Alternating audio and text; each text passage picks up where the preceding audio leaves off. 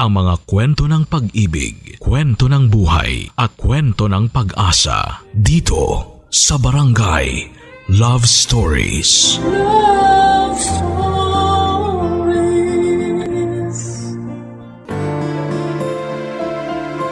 May mga tao tayong nakakasalamuha sa mundo na ito na handang gamitin kung anuman ang kaya nating ibigay.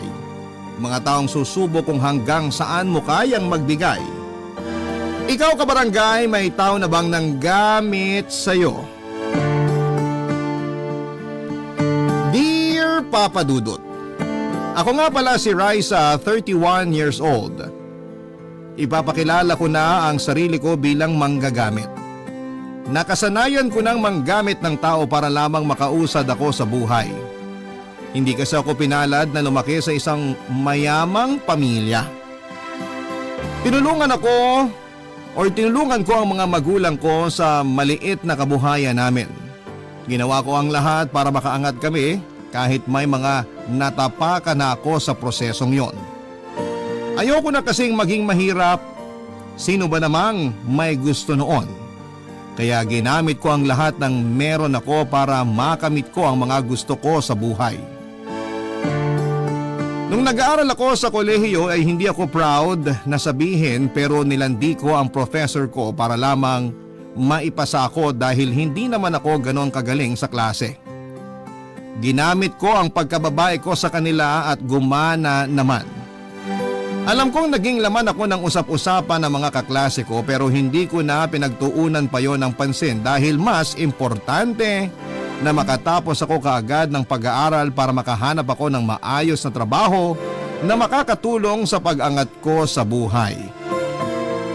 Noong nakatapos na ako ay ibang panggagamit naman ang ginawa ko. Nakahanap ako ng trabaho pero nasa mababang posisyon pa lamang ako. Kapag alam kong wala akong magamit noon sa trabaho para umangat ang posisyon, agad akong nagre-resign. Nakailang palit na ako ng trabaho mula noong nakatapos ako ng pag-aaral, Papa Dudut. Kapag nararamdaman ko kasi na hindi ako mapopromote kaagad, ay hindi na rin ako nagtatagal pa. Gusto ko ay madalian kong makuha ang promotion kahit sa hindi patas na pamamaraan pa yon. Hanggang sa sumapit ang taong 2023 at nakapasok ako sa trabahong binigyan naman ako ng medyo may kataasang posisyon. Pero dahil hindi naman ako madaling makontento ay pinangarap ko pa ring umangat kahit na wala pa sa tamang oras. Ganon katindi ang ambisyon kong makatakas mula sa kahirapan, Papa Dudut. Ganon katindi ang ambisyon kong umangat sa buhay. Wala na akong pake kung malibang hindi sumunod sa tamang panahon ng mga bagay. Isang patunay ang pagmamadali ko nang naging boss ko si Nicolo na nooy 40 anyos na. Kakahiwalay lang niya noon sa kanyang long-time girlfriend na si Lovely na kaidaran din niya. Sa isang inuman kung saan ay malaya niyang nakwento sa akin ang lahat. Nagamit ko ang pagkakataon na yon, Papa Dudut, para may sakatuparan ang plano ko na pag-angat sa buhay.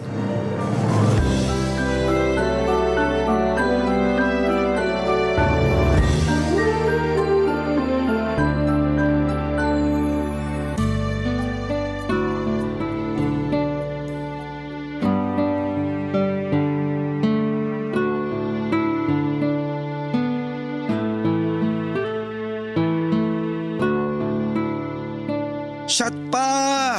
Nakarami na ako Mas nakarami pa rin ako sa'yo, kaya shot ka pa! Pag sobra talagang problema, sobra rin ang pag-inom Sino may problema? Ikaw? Ayos naman ako, gusto ko lang uminom. O gusto mo lang makatakas sa problema mo? Lahat naman tayo gustong tumakas. Ikaw, may tinatakasan ka ba? Marami! Una, kahirapan. Pangalawa, kahirapan.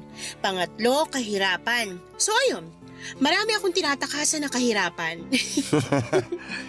Hindi ko naman na siguro kailangan sabihin sa'yo kung ano ang tinatakasan ko, di ba? Alam ko kung sino ang tinatakasan mo. Hindi ko maiko-consider ang ex-GF kong si Lovely na sino eh. Bagay lang siya sa akin. Kaya ano ang tawag ko sa kanya?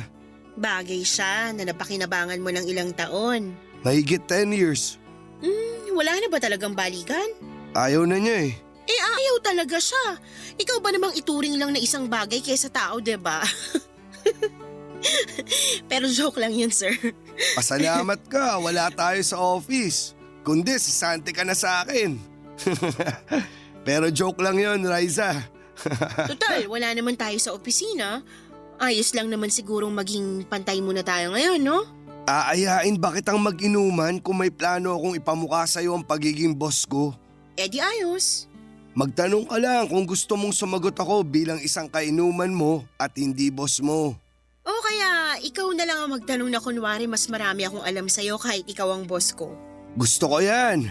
Wala muna ang pride ko sa inumang to. Normal mo lang ako nakainuman. So, anong unang tanong ng normal na Nicolo? Paano ba ako makakaahon sa hiwalayan namin ni Lovely? Magkakaiba kasi tayo ng paraan para makaahon eh. Pero para sa akin, ito lang yung sa akin kapag galing ako sa hiwalayan, naghahanap ako agad ng kapalit. Naghahanap ka ng pantapal sa sakit? Oo, rebound. Band-aid kung titignan, panakip-butas. Hindi ba mas mahirap yung pansamantalang pantapal lang? Andun pa rin yung sugat eh. Pero napapatuyo ng band-aid na yun ng sugat, diba? Pero ang tagal dahil di nakakahinga ng maayos yung sugat. Pero nababawasan yung dagdag na sakit kapag nakalantad lang yung sugat. Ang galing mo dyan. So, dapat ba ako ng boss mo? Nasa inuman tayo. Huwag mong kakalimutan. Walang boss sa sitwasyon na to. Inuman lang. Ayun lang naman ang sa akin Pero desisyon mo pa rin kung paano mo pagagalingin ang sugat mo. Maganda yung paraan mo. So gagawin mo? Kailangan ko na rin kasing matakpan yung sugat ko. Ayos yan. So nakaisip ka na ba kung saan ka kukuha ng band-aid mo? Kung papayag na maging band-aid yung nasa harapan ko. Teka, 2 kami ng bote ng beer na nasa harapan mo. Alin sa amin? Ako ang napiling gawing band-aid ni Nicolo, Papa Dudut. At hindi ko naman yon tinanggihan, hindi dahil gusto ko siya kundi meron akong ibang pakay sa kanya. Promotion. Yun lang naman ang kailangan ko kaya pumayag akong gawing pantapal ni Nicolo habang nasasaktan siya sa hiwalayan nila ni Lovely.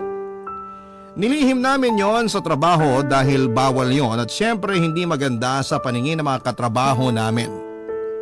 Maganda ring napapayag ako ni Nicolo na maging panakipbutas niya dahil nakakakuha ako ng mga malalaking pabor na may kinalaman sa trabaho. Hindi niya ako natanggihan sa bawat hiling ko sa kanya. Hindi ko pa syempre binanggit ang kagustuhan kong ma-promote. Alam kong alanganin pa ako ng mga oras na yon at naisip ko na hayaan munang mahulog ng matindi si Nicolo sa sitwasyon namin para hindi na siya makaahon at mawala na siya ng choice kundi ibigay ang gusto ko para matulungan ko siya sa pagbangon niya. Masama na kung masama pero yun lang ang nakita kong paraan, Papa Dudut, para makuha ko ang gusto ko. Ilang buwan pa ang nakalipas, nagpatuloy pa rin kami sa ginagawa namin. Oo, andun na rin syempre yung may nangyayari sa amin. At alam ko namang una pa lamang ay kasama na yon sa package. Hindi kagwapuhan si Nicolo kaya hindi ganong kadaling makipag-ano sa kanya. Kaya lang sa ngalan ng pangarap ay umoo na lamang ako. Hindi ko man ginalingan sa trabaho ko sa opisina pero ang maging band-aid ni Nicolo ang alam kong nagalingan ko. Kaya nga pabalik-balik siya noon sa akin at hindi ko naman siya magawang tanggihan kahit wala ko sa mood. Tinis ko na lamang kung yon ang paraan para magpatuloy ang plano kong promosyon. Kung tatanungin ninyo ako kung nakakaramdam ba ako ng guilt, syempre hindi. Nakinabang din naman si Nicolo sa akin at darating rin naman ang oras ko para maningil. Nainip nga ako kaya sa tuwing may nangyayari sa amin ay sinusubukan ko ng banggitin ang intensyon ko. Kaya lang, Papa Dudut, ay madalas ay laging hindi umuubra ang ginagawa ko.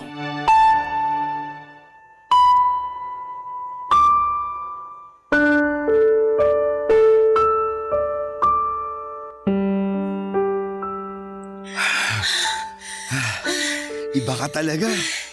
Sabi naman sa'yo, hindi ako basta-basta. At naniniwala naman ako. Hiningal ka nga. Alam kong naniniwala ka na. Yossi? Pas muna. Di pa nga ako makabawi sa ingal ko. Iba ka rin mang pagod. Di ba nga sa lahat ng pagod, ito yung uulit-ulitin mo? Hindi ko na kailangang mag-gym.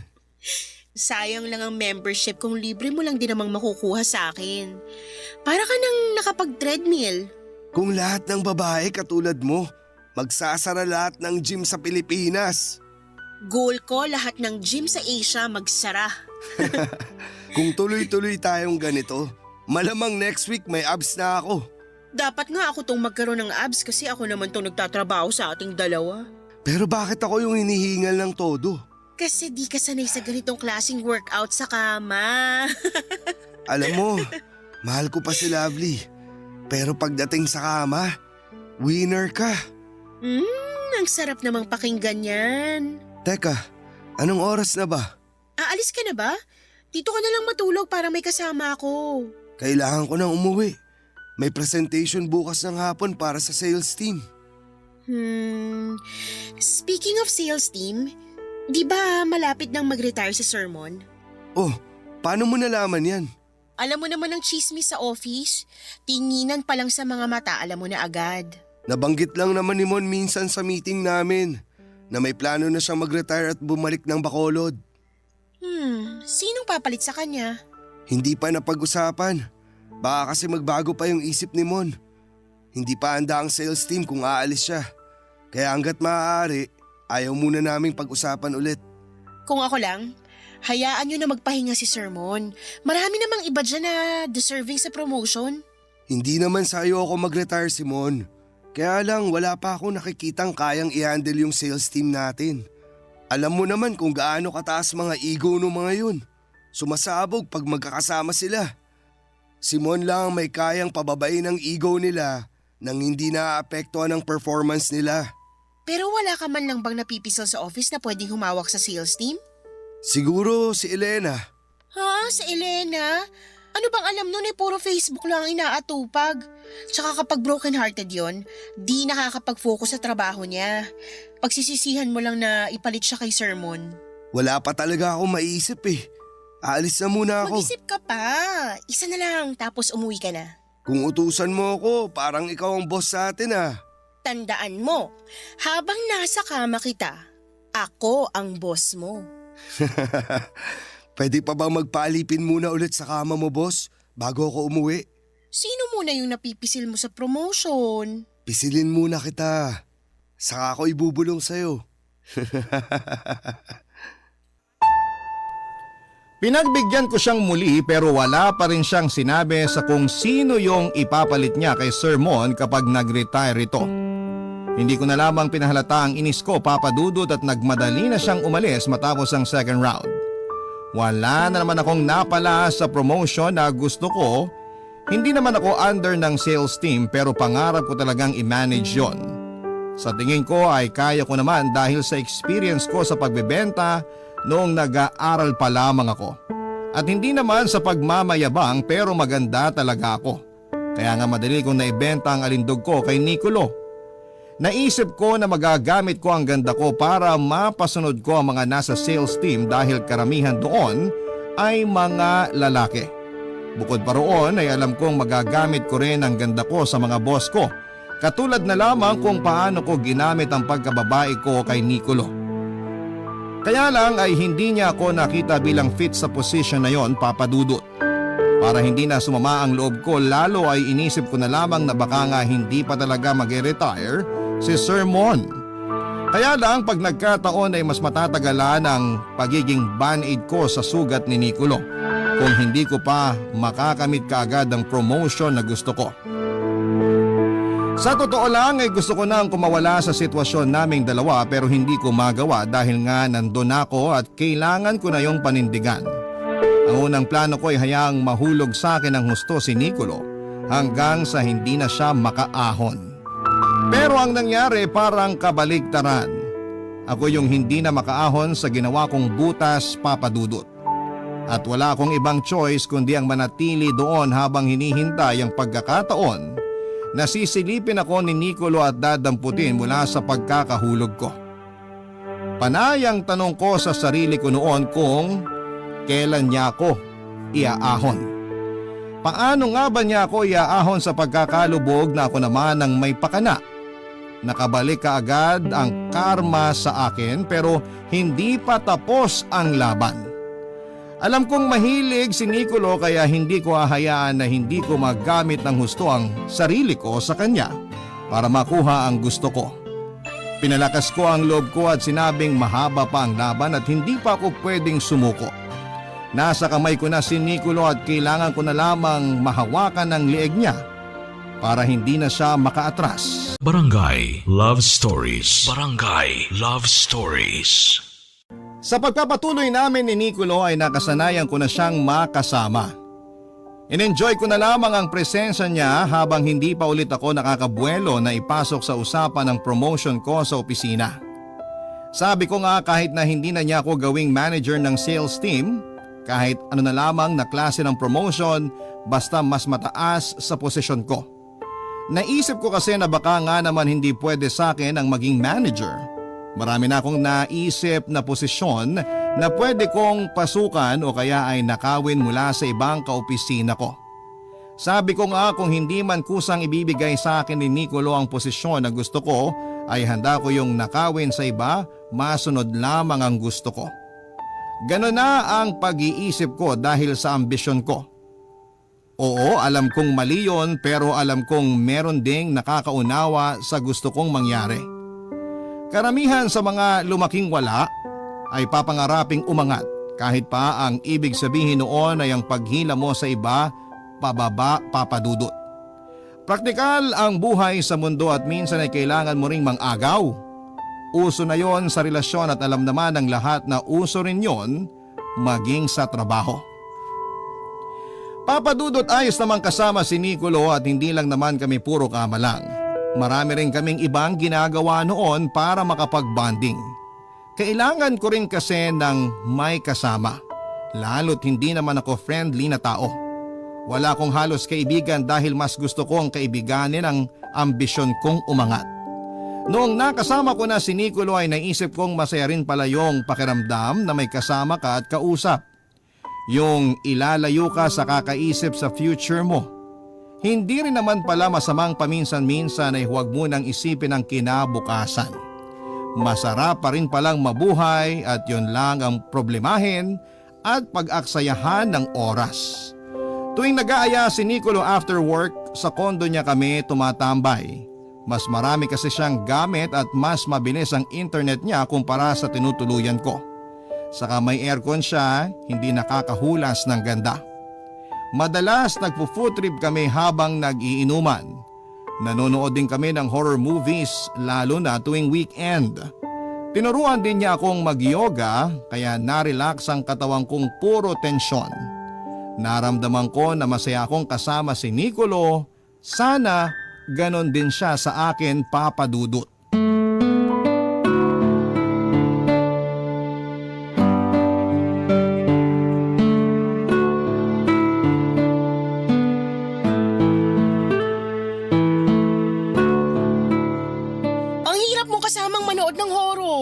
Pasensya naman kung pinaglihi ako sa gulat.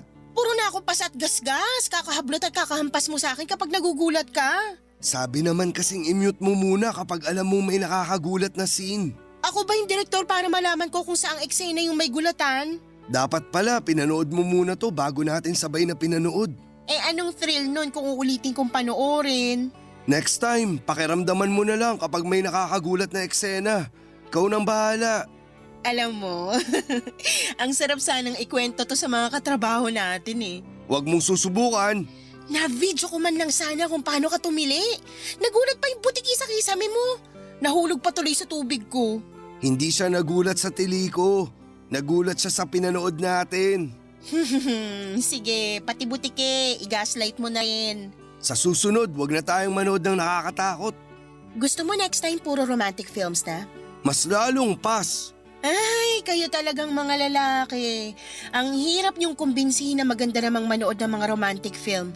Ang sarap kayong kiligin. Kayong mga babae, hindi magandang kasamang manood ng mga nakakakilig na pelikula. Oh, bakit? Paano pag kinikilig kayo? Nangahampas kayo ng katabi. Sorry naman sa'yo na nanghahampas kapag nagugulat sa horror na pelikula. Oh, edi it's a tie na lang. Pero seryoso nga, try naman nating manood ng love stories. Pas nga. Oh, hindi ako nangahampas kapag kinikilig. Tamang ngiti lang ako. Ayoko nga. Bakit nga? Maaalala ko lang si Lovely. Banding naming manood ng romantic movies kapag magkasama kami. Kaya nga lumilis na ako dun. Kaya pala puro horror na yung gusto mong panoorin. Gets? Kahit di ko kayang matakot, mas okay pa rin yung horror movies kesa mababad ako sa romantic films. Malulungkot lang ako imbis na kiligin. Sa bagay, maaalala mo lang si Lovely. Manood na lang tayo ng wrestling o kaya anime. Yan kasi yung mga ayaw panoorin ni Lovely. Safe ako dyan. Pwedeng magtanong, Ano yun? hanggang kailan mo tatakasan si Lovely? Hanggat di pa kaya ng puso ko na harapin siya. Matagal pa ba? Hindi ko alam. Gusto ko lang makatakas sa kanya kasi masakit pa rin. Di naman ako magsisinungaling. Pero kailangan mo nang harapin siya para matapos na tong pagtakas mo. Pansamantalang pangtapa lang tong ginagawa mong pagtakas sa alaala niya eh. Hindi ka makaka-move on yan ng totoo. Teka, di ba ikaw nga ang nagsuggest sa akin na pansamantala ko munang tapalan yung sugat ko? Ginagawa ko naman ha at nagiging okay naman ako. Sure ka bang okay ka? Pwede nating pag-usapan kung gusto Di mo. ba dapat kapag band-aid pinangtatapal lang? Bakit kailangan mo pa magsalita? Oo nga pala. Isa lamang akong band-aid. Pantapal sa sugat na hindi pa kayang tanggalin habang ang sugat ay hinihintay pang gumaling. Yun ako sa buhay ni Nicolo at aaminin kong nasaktan ako sa mga sinabi niyang yon.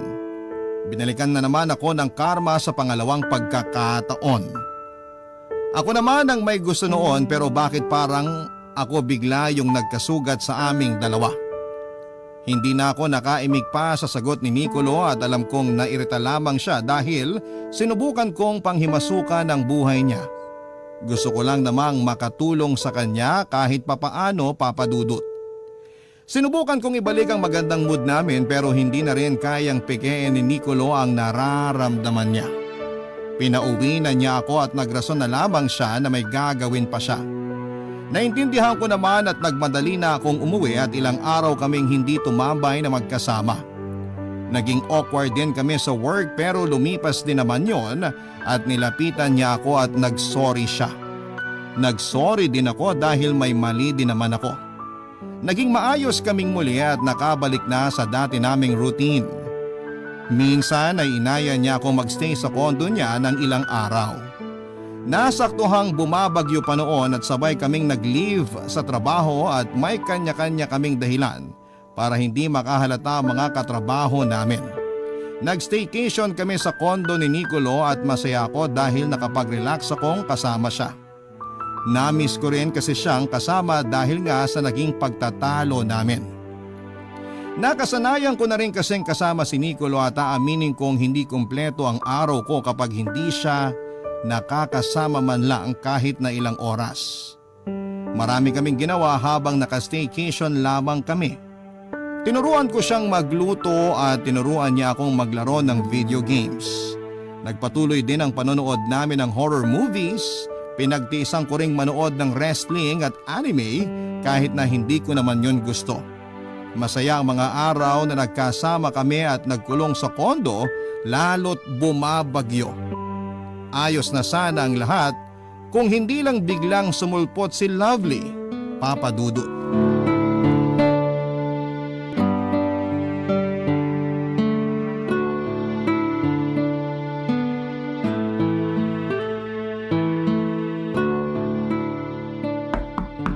Sandali lang!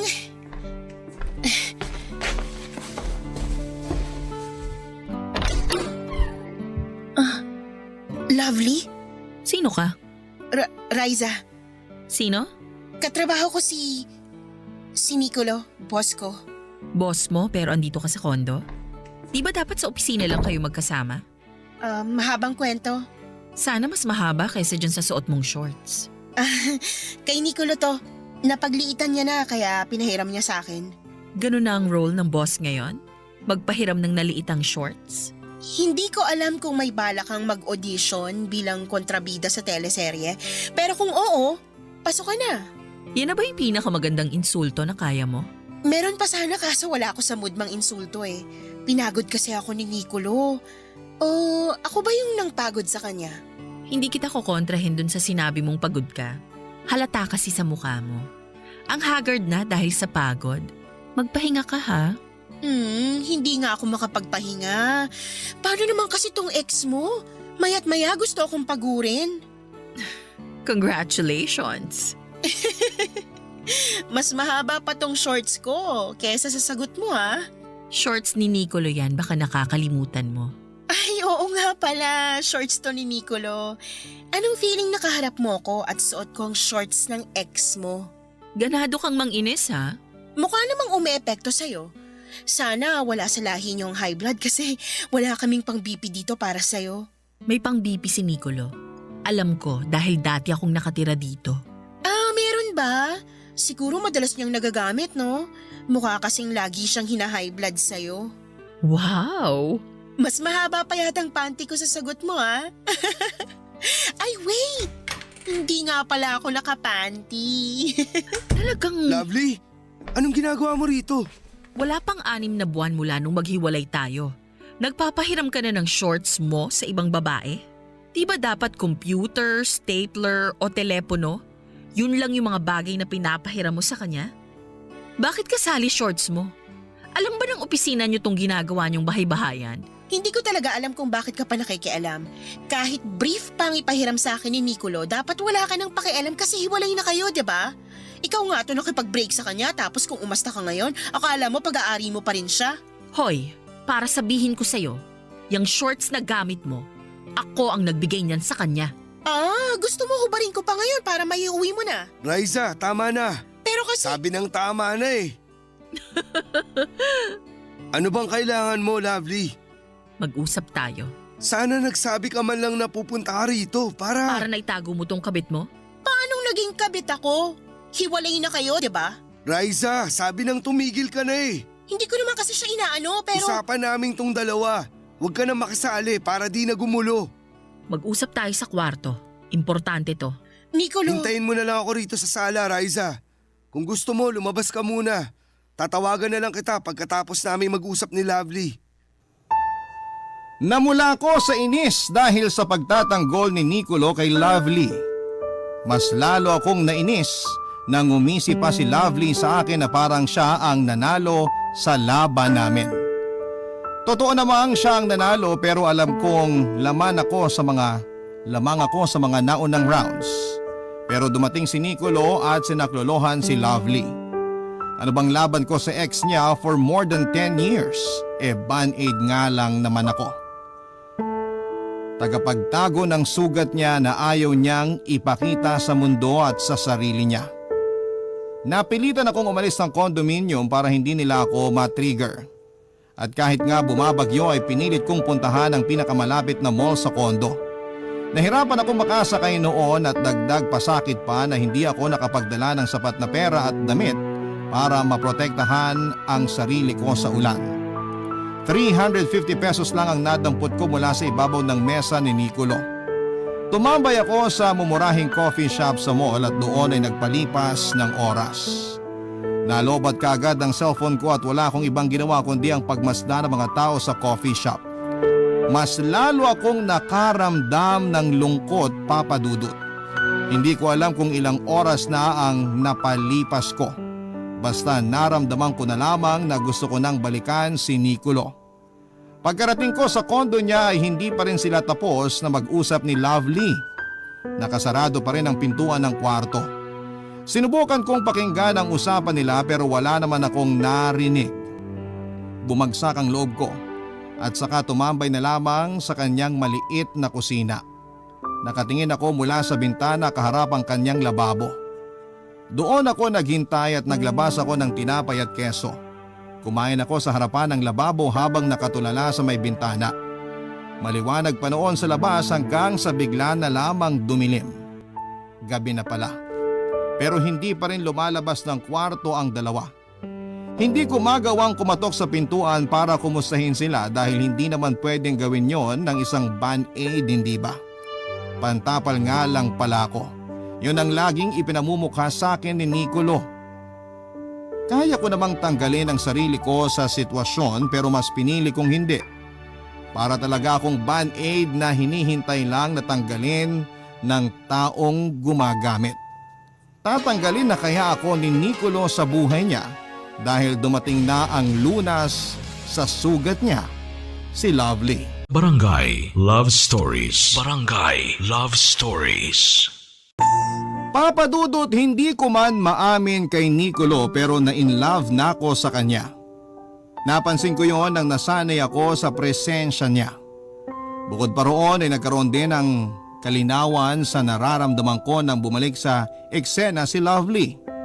Nakafeel ako ng selos dahil pakiramdam ko ay may kaagaw na ako kay Nicolo.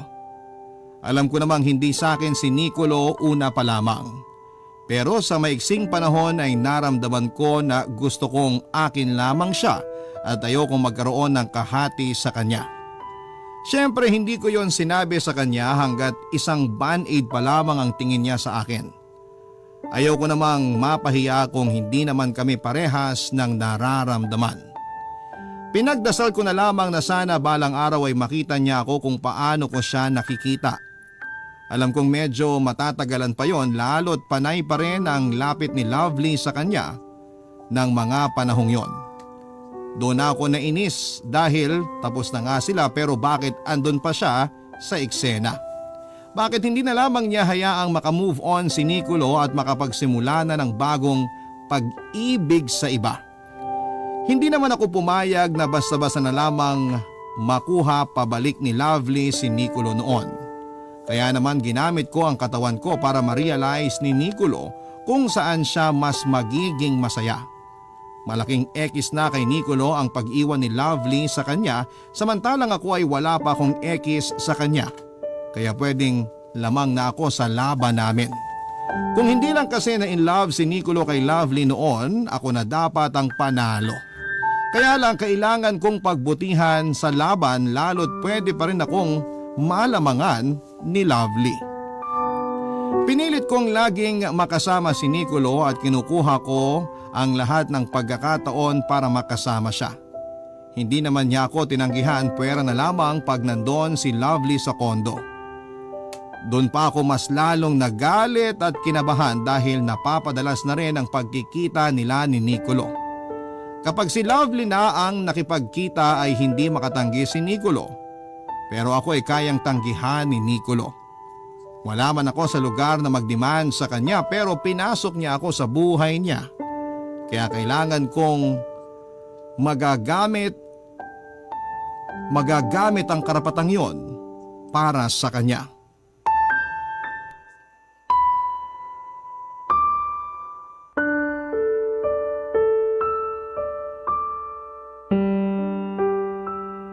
Nakakainis na siya. Si Lovely? Meron pa bang iba? Kung bakit naman kasi pinabalik mo pa siya sa buhay mo, nagiging okay ka na eh. Siya naman tong bumalik. Pero ikaw to nagpapasok. Mas gusto mo bang kampihan siya kaysa sa akin? Mas pinapalinaw ko lang sa'yo yung mga nangyayari. Ay, nakakainis talaga siya. Kung makakatulong na magkwento ka, makikinig ako. Alam mo namang pumunta siya rito, di ba? Oo naman, pinaalis mo nga ako kasi papunta na siya. Pasensya na pala dun ha. Okay lang yun. Ginising mo lang naman ako ng 4:00 ng madaling araw para paalisin dahil malapit na siya sa kondo. Tapos, pinabalik mo ako ngayon dahil nalulungkot ka at nalilito. Okay lang yun. Okay lang talaga. Nagpanik kasi ako. Intindihin mo na lang. Hayaan mo na. Sabi niya sa akin, mag-usap daw kami tungkol sa relasyon namin. Di pa ba kayo tapos mag-usap? Sa tuwing pumupunta siya rito, puro bunga niya sa'yo pag-usapan ng relasyon niyo. May nangyari ba? Lagi siyang humihingi ng closure. Ilan bang closure ang kailangan niyo? Sa tuwing humihingi siya ng closure, sa uli may nangyayari lang sa aming dalawa. Yun naman kasi talagang totoong nangyayari sa closure eh. Diretso kama. Walang usapang nangyayari. Masisisi mo ba ako kung may mangyari sa amin? Mahal ko pa eh. Mahal ka pa rin ba niya?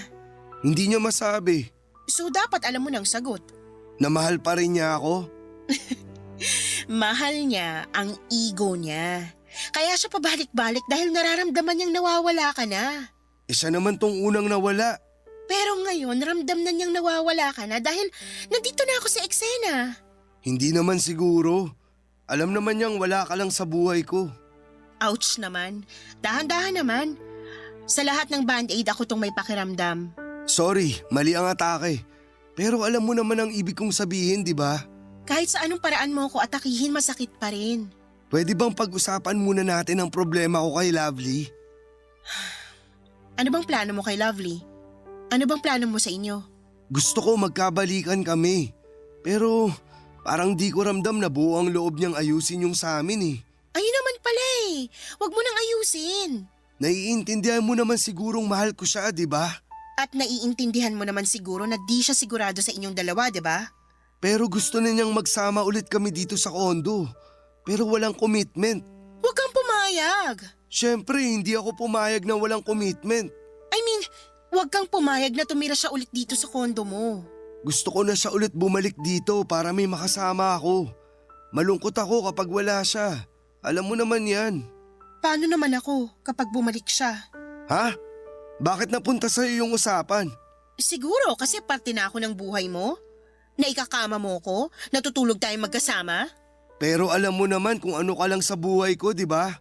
Alam kong band-aid mo lang At ako. ikaw ang nagsuggest niyan sa akin. Baka lang bigla mong isumbat sa akin. Sisimulan ko pa lang sana ipamukha sa'yo pero kailan ba ako nanalo sa usapang to? Hindi naman porkit nilabel mo lang ako bilang band-aid eh. Dapat wala na rin akong maramdaman. Wala na rin akong karapatan. Ito na yung kinakatakot ko eh. After nito, magde-demand ka na ba ng label? Kasi di ko ibibigay yun sa'yo. Ako nga nahihirapang humingi ng label kay Lovely eh. Wala naman akong hinihingi sa yung label. Respeto lang sana sa akin. Bilang ginagamit mo ko tuwing nalulungkot ka at naguguluhan sa sitwasyon yun ni Lovely. Yung respeto, nagsisimula yan sa sarili mo.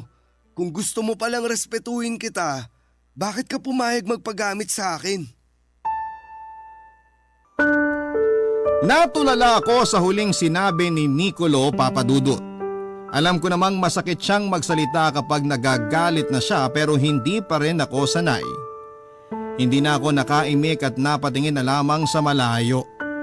Natahimik kaming pareho at bago pa niya ako paalisin, ako na ang nag-decide na tumayo sa pagkakaupo at saka lumabas ng kondo niya. Hindi na ako nagpaalam tulad ng dati kapag may pagtatalo kami. Hinayaan ko siyang makita na hindi ako natuwa sa mga huling salitang binitawan niya. Oo nga, isa akong panakip butas, isa akong band-aid. Pero hindi naman pwedeng bastusin na lamang niya ako.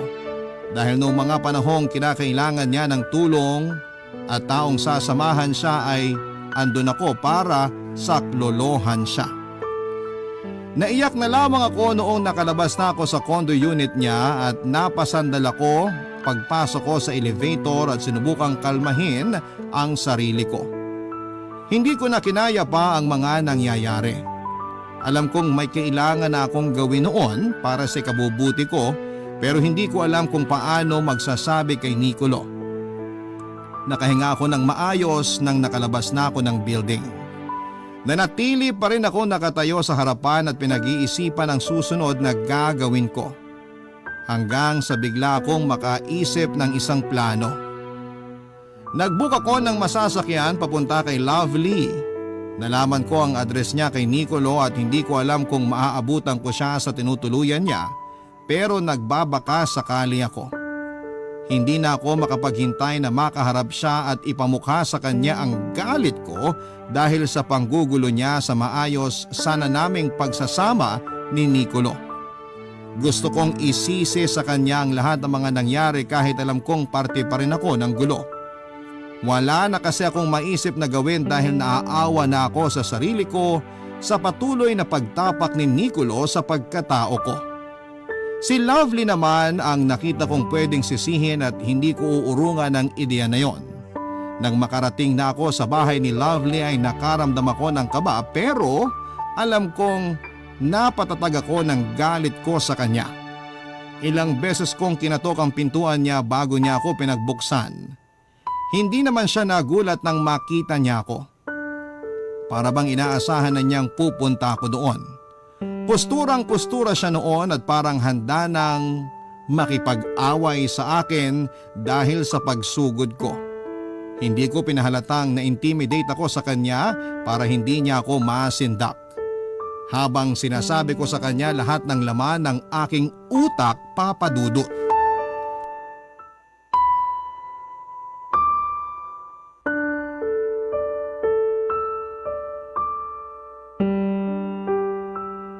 Oh, well, it's you. Kung may hinahanap ka, wala rito si Nicolo. Alam ko, galing lang ako sa kondo niya. Good. Puro ganyan na lang ba ang linya mo?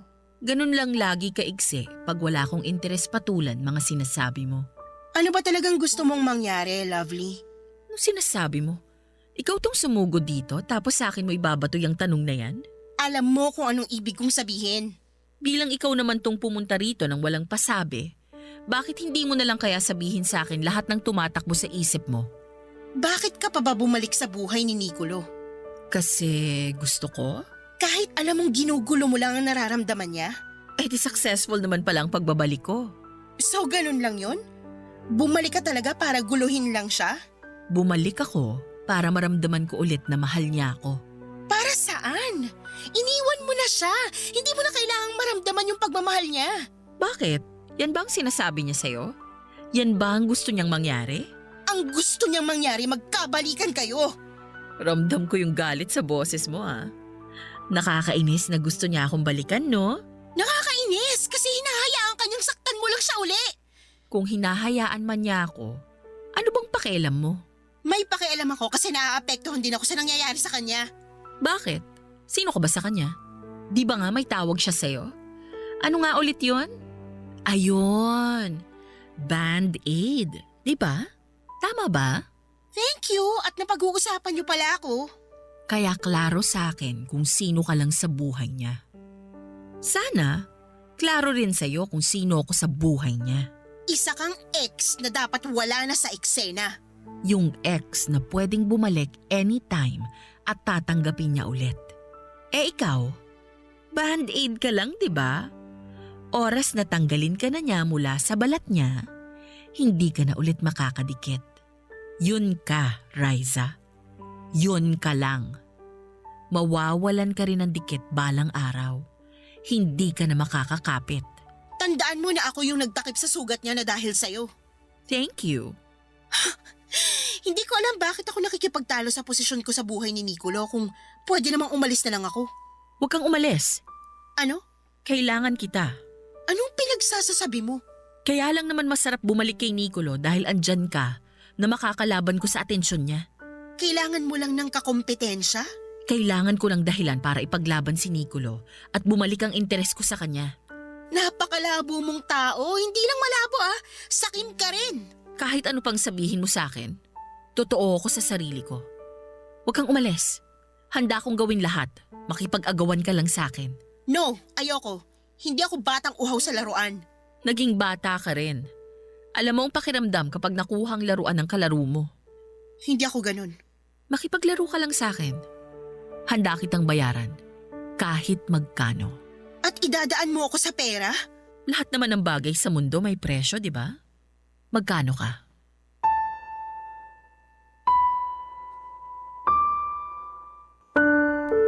Nakatitig lang sa akin si Lovely at desidido siyang ibigay ang pera para lamang ituloy ko ang pakikipaglaro sa kanya. Naisip ko na gano'n na nga ba ang mga mayayaman kapag bored na sila sa buhay nila. Handa nilang gamitin ang pera nila para makipaglaro sa mga mahihirap na katulad ko. Hindi ako nakasagot kaagad at tinignan na lamang kung seryoso ba siya.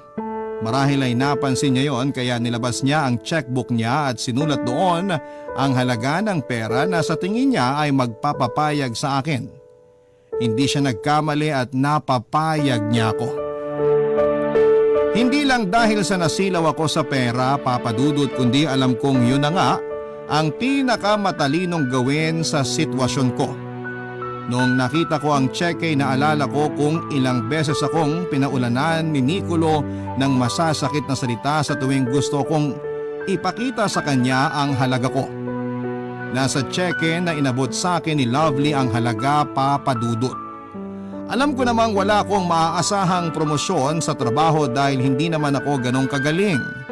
Alam ko ring wala akong mapapalang relasyon kay Nicolo dahil nilagay na niya ako sa dapat kong kalagyan. Isang rebound lang.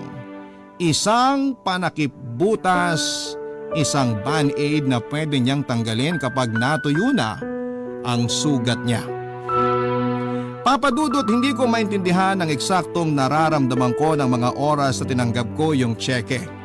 Pagkaabot sa akin ni Lovely ay nginitian niya ako at tumango. Umalis na rin ako nang walang paalam pa at nanginginig ang kamay ko habang hawak ang pinagmamasdan na cheque na yon. Pinaingkas ko ang cheque makalipas ang ilang araw. Marami na akong planong bilhin para makamove on na kay Nicolo. Hindi ako tumupad sa usapan namin ni Lovely na magpapatuloy pa rin ako sa pakikipag-agawan sa kanya. Gusto ko na lamang makaalis sa sitwasyon na yon at kailangan ko ang perang yon para masimulan ko na. Nag-awol na rin ako sa opisina para hindi ko na kailangang harapin pa si Nicolo dahil baka manghina ulit ako. Ayos na sana ang lahat, Papa Dudut, hanggang sa tawagan ako ni Lovely para pilitin akong ituloy ang plano. Hindi na ako pumayag at sinabing kailangan ko nang iwasan silang pareho at nagalit nga si Lovely at binabawi nga ang perang ibinigay sa akin. Lumaban ako at sinabing hindi ko na yon pwedeng ibalik pa dahil kabayaran yon sa stress at sakit na ibinigay nila sa akin. Pinilit niyang ibalik ko ang pera pero ayoko. Nagastos ko na halos ang kalahati at wala akong pang-abono. Bukod doon ay alam kong deserve ko ang perang yon dahil pinaglaruan nila akong dalawa. Papa Dudut, hanggang ngayon ay sinisingil ako ni Lovely pero ayokong magpatinag. Hindi ko pa rin binabalik ang perang yon at blinak ko na ang number niya. Hindi ko nga maintindihan parang nakakuha ko ng entertainment factor sa pagtawag-tawag niya sa akin. Pakiramdam ko kasi tuwing magkausap kami ay naonse ko siya ng malaki. Pinuntahan na rin ako ni Nicolo matapos niyang malaman ang nangyari at pinaliwanag ko naman ang kaganapan kung bakit ako binayaran ni Lovely. Hindi niya ako pinaniwalaan. Nagalit din sa akin si Nicolo dahil mukha raw akong pera at hindi niya inaasahang peperahan ko ang sitwasyon naming tatlo. Ang kapal na mukha niya para isumbat sa akin yon samantalang ginamit din naman nila ko. Matigas ang loob kong huwag bayaran si Lovely kahit na ilang beses niya akong tinakot. Nagamit ko na nga yon lahat ng pera para wala na siyang makuha sa akin. Papa Dudut, kung kayo ang tatanungin, tingin niyo po ba ay tama ang ginawa ko? Na hindi ko na binalik pa ang pera kay Lovely?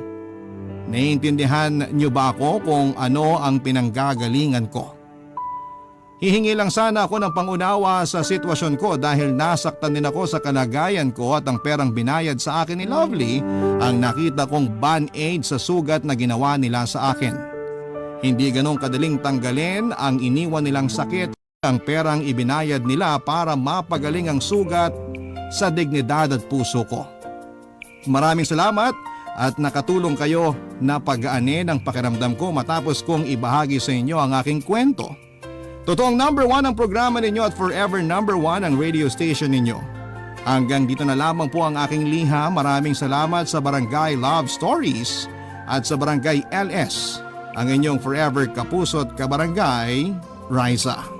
Nagustuhan ng iyong napakinggan? Ituloy yan via live stream sa www.gmanetwork.com/radio.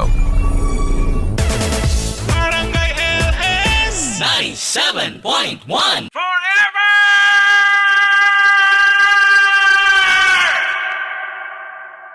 Ang mga kwento ng pag-ibig, kwento ng buhay at kwento ng pag-asa dito sa Barangay Love Stories. Love Stories.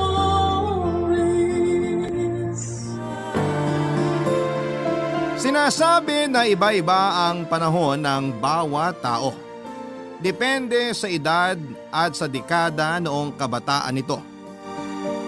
Pero dumarating daw ang panahon sa bawat dekada na kung saan ay nababaliktad ang mundo. Ikaw kabarangay, naramdaman mo din ba na minsan sa kabataan mo ay bumaliktad ang mundo? Dear Papa Dudut, ako po si Kyle, 28 years old. Ang aking pong ikukwento ay nangyari noong 1 taon lamang. Isa po akong freelance editor at minsan ay may mga vlogger at content creator na nagpapa-edit sa akin. Meron ding school projects, AVP ng ilang kumpanya at kung ano-ano pang mga video presentation at mga okasyon. Aaminin ko po na medyo maarte po akong manamit. Gusto ko'y laging maayos, malinis at higit sa lahat ay mabango. Maselan po ako pag may naaamoy na ako sa sarili ko na iba sa alam kong amoy ko, Papa Dudut. Naliligo po agad ako at maarte na po kung maarte, pero yun po kasi ako. Mag-isa lamang po ako sa tinitirhan ko kaya ako po ang lahat. Luto, linis at ang pinaka-pinagtutuunan ko talaga ng oras ay ang paglalaba at pagpaplansya ng gagamitin ko. Papa Dudut, hindi po ako rocker pero long hair po ako. Nasa lampas balikat na po ang buhok ko noon at alaga ko po ang buhok ko. Shampoo at conditioner lang po ang gamit ko pero paminsan-minsan lang. Ayoko po kasing madamage ang buhok ko. Kaya hindi ako nagkukulay o naglalagay ng ibang mga hair products. Kaya yung buhok ko po ay malambot lang at kapag humahangin ay hinahangin po talaga siya. Ang kwento ko po ay sisimulan ko noong nakakuha ko ng isang project. Kinontrata po ako ng isang hindi naman kalakihang kumpanya sa Mandaluyong para i-edit ang magiging presentation nila. Isang buwan ang kontrata ko, Papa Dudut.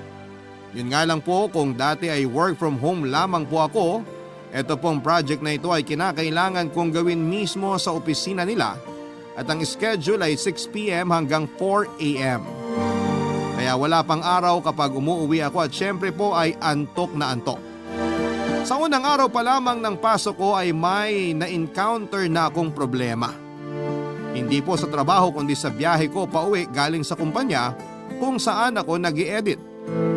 May nakasakay po ako na isang babae sa jeep. Bata po siya, mga nasa mid to late 20s lang po ang edad.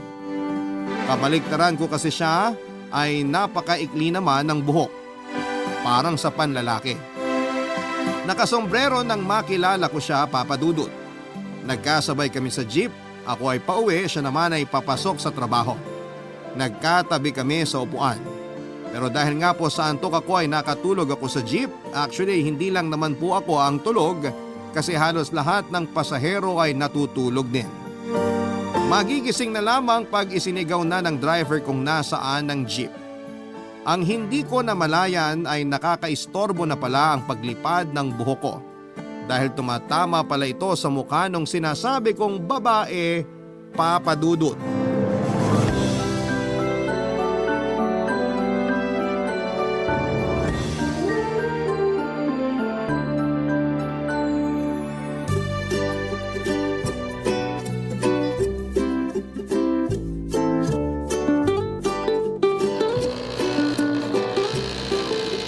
Ano ba naman? Yung buhok mo tumatama sa mukha ko.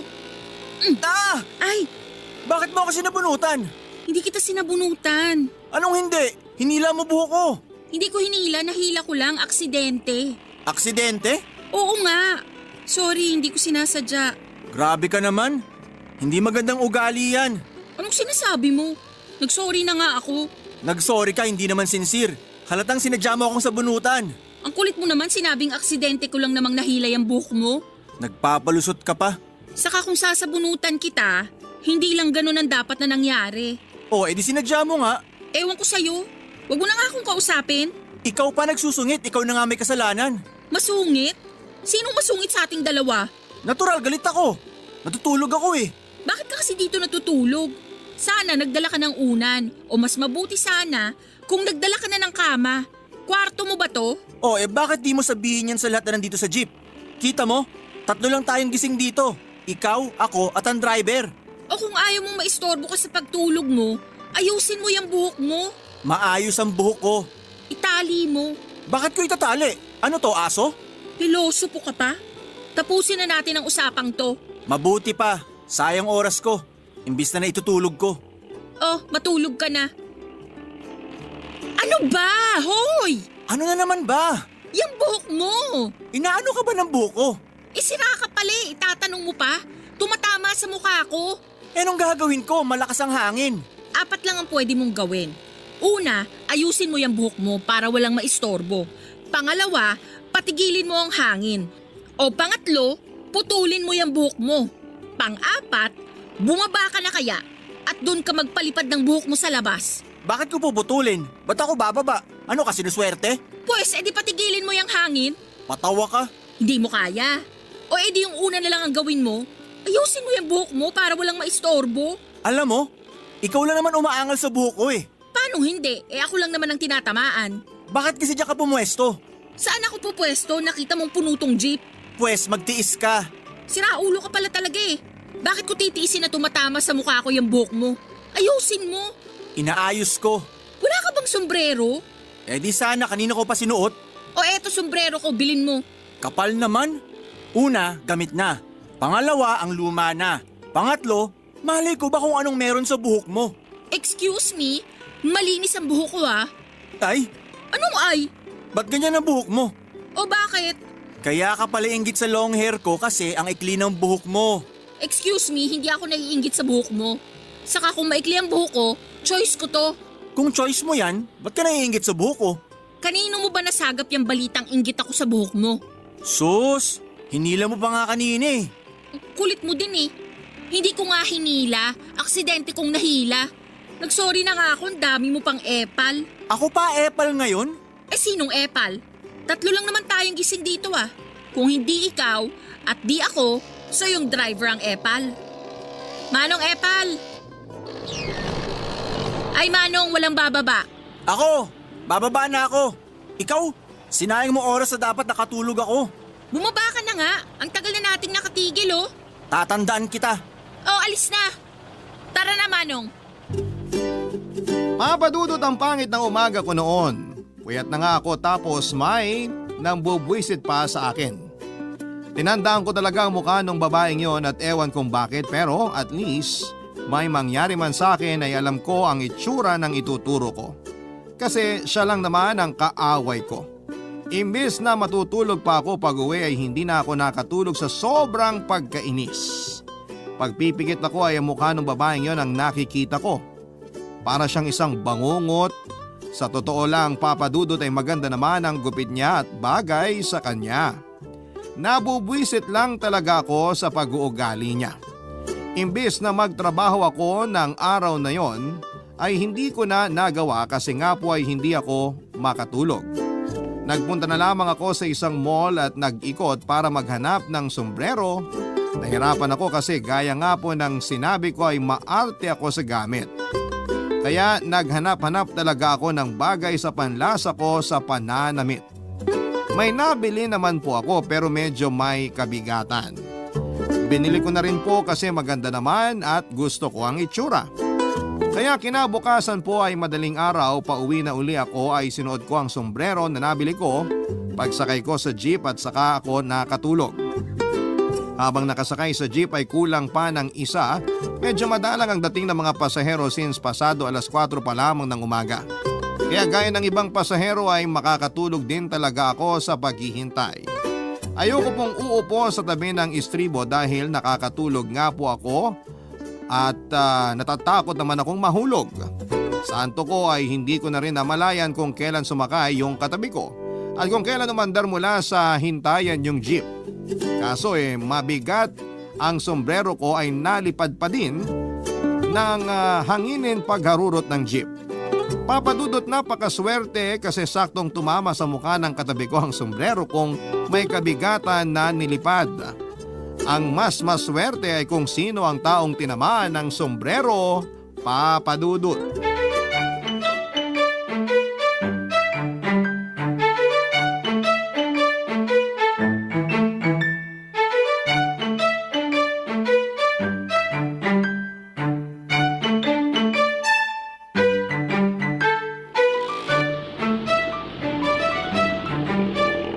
Aray! Hoy! Ay, ikaw? Ano na naman? Sinusundan mo ba ako? Ano? Kapal ah. Mas makapal ka. Bago ako umupo dito, walang nakaupo dyan. Ibig sabihin, nauna akong umupo dito. Ngayon, ano sinasabi mo sinusundan kita? Hindi ba ikaw sumusunod sa akin? Mas makapal ka. Ano na naman ba problema mo? Sira ulo. Kung sombrero mo tumama sa mukha ko. Oh, bakit ka galit sa akin? Ako ba yung sombrero? Sira ulo, sa'yo to eh. Tumama sa mukha ko. Anong sinasabi mo? Inutusan kong tumama sa mukha mo yung sombrero? Puwisit ka talaga eh. Alam mo, puyat ako. Pakailam ko. Puyat ako, kaya please, tigilan mo ako. Bakit? Ano gagawin mo? May sinabi ba ako? Nagbabanta ka eh. Nakikiusap ako. Nagbabanta ka. Nakikiusap nga. Nagbabanta ka.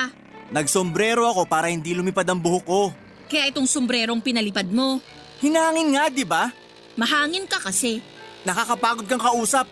Mas nakakapagod kang tignan. So tinititigan mo pala ako. Kapal. Alam mo, akin na yung sombrero ko at manahimik na tayo. Ayoko. Ano? Mag-sorry ka muna bago ko isoli to. Bakit ako magsasorry? Natural nasaktan ako dahil sa kagagawan mo. Mas masakit pagbintangan. Huwag mo akong idaan sa ganyang salita. Mag-sorry ka na lang. Hindi ako magsasorry. Pwes, hindi mo makukuha tong sombrero mo. Akin na yan. Ayaw! Grabing isip bata naman ito. Kesa naman walang isip. Hiyang-hiya naman ako sa'yo. Dapat. Akin na yan sombrero ko. Mag-sorry ka muna. Hindi ako magsasorry. Hindi mo makukuha tong sombrero mo. Isa. Ano? Dalawa. Oh, ano? Sorry na. O ayan, nagsorry na ako. Akin na yan. Hindi. Nagsorry na nga ako eh. Nag-sorry ka nga, hindi ka naman nag-please. Ah. Akin na yung sombrero ko. Please. Oh, ayan. Uy! Mama, para!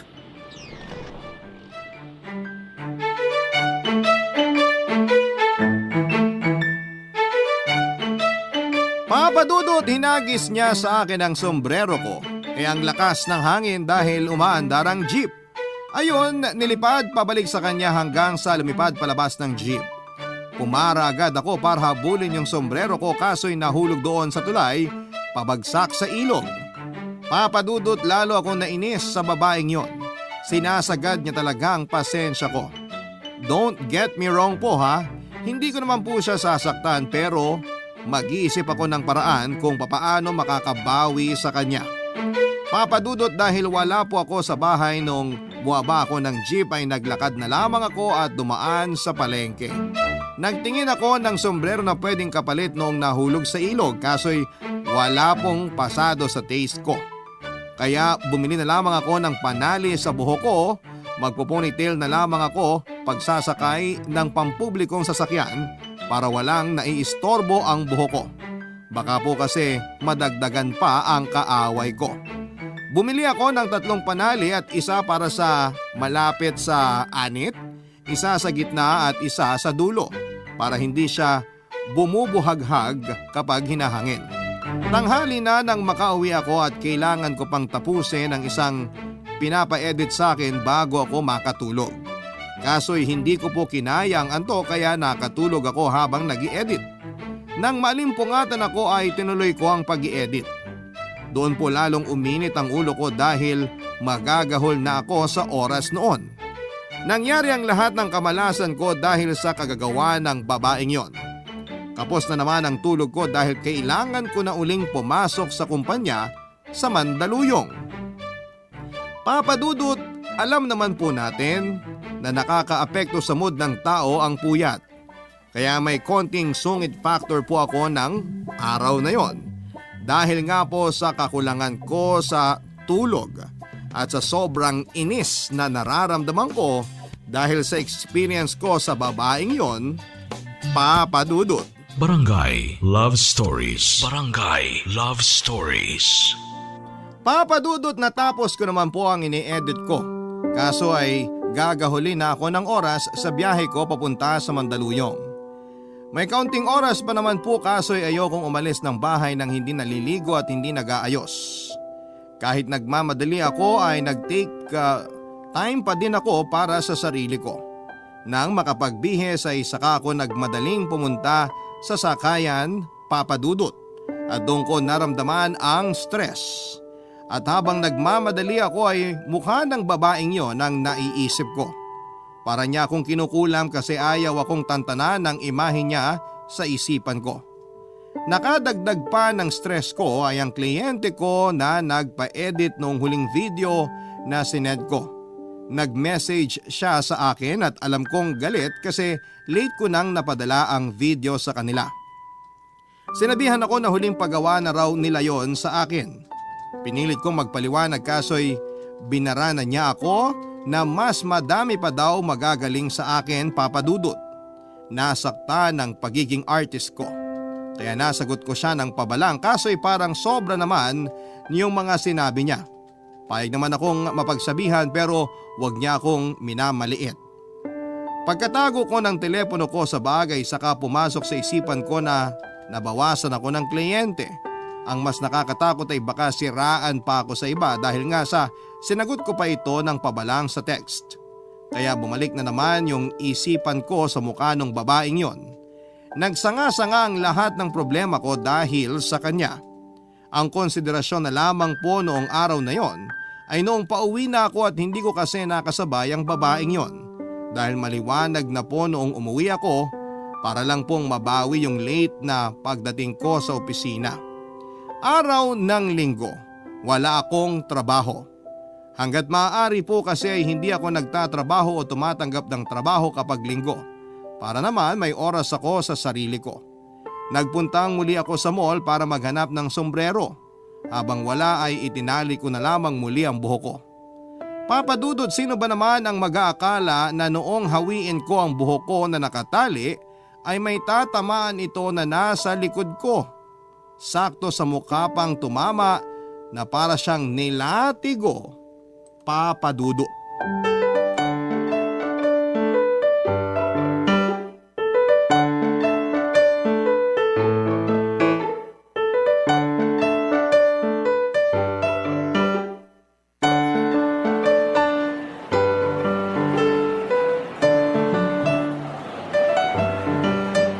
Aray! Sorry miss. Ikaw na naman? Sinusundan mo ba ako? Kapal mo? Ako pa talaga? Talaga? Wow! Wow mo mukha mo. Talaga? Ikaw may nagwawaw ba sa mukha mo? Bakit ba sinusundan mo ko? Iba ka talaga. Yung confidence level mo, lampas na sa walang kahihiyan. Ba't ako mahihiya? Aba, bakit hindi ang sarili mong tanungin mo? Ano ba talagang kailangan mo sa akin? Ikaw bang nagtitinda dito? Sira ulo ka pala eh. Customer din ako dito. Pwes, kung hindi ikaw nagtitinda, wala akong kailangan sa'yo. Ibig kong sabihin, bakit nandun ka kung saan ako nandun? Kung nandun ka, bakit nandito ka pa? Pilosopo ka ha. Walang urbanidad. Big words! Thick face. Nakakatawa ka. Ikaw nakakabwisit. Kung nabibwisit ka sa akin, di dun ka sa malayo. Nandito ang bibiling ko. Ikaw ang pumunta sa malayo. Ewan ko sa'yo. Ang laki-laki nitong mall, dito ka talaga pupunta sa likod ko. Bakit ikaw ang magdidesisyon kung saan ako pupunta? Bahala ka kung saan ka pumunta. Kahit pa impyerno, susuportahan pa kita. Ayoko sa impyerno. Ano, araw-araw kitang makikita? Wow, coming from you. Talaga? Alam ko na kung bakit lagi ka nakasombrero. Para matakpan niyang sungay mo.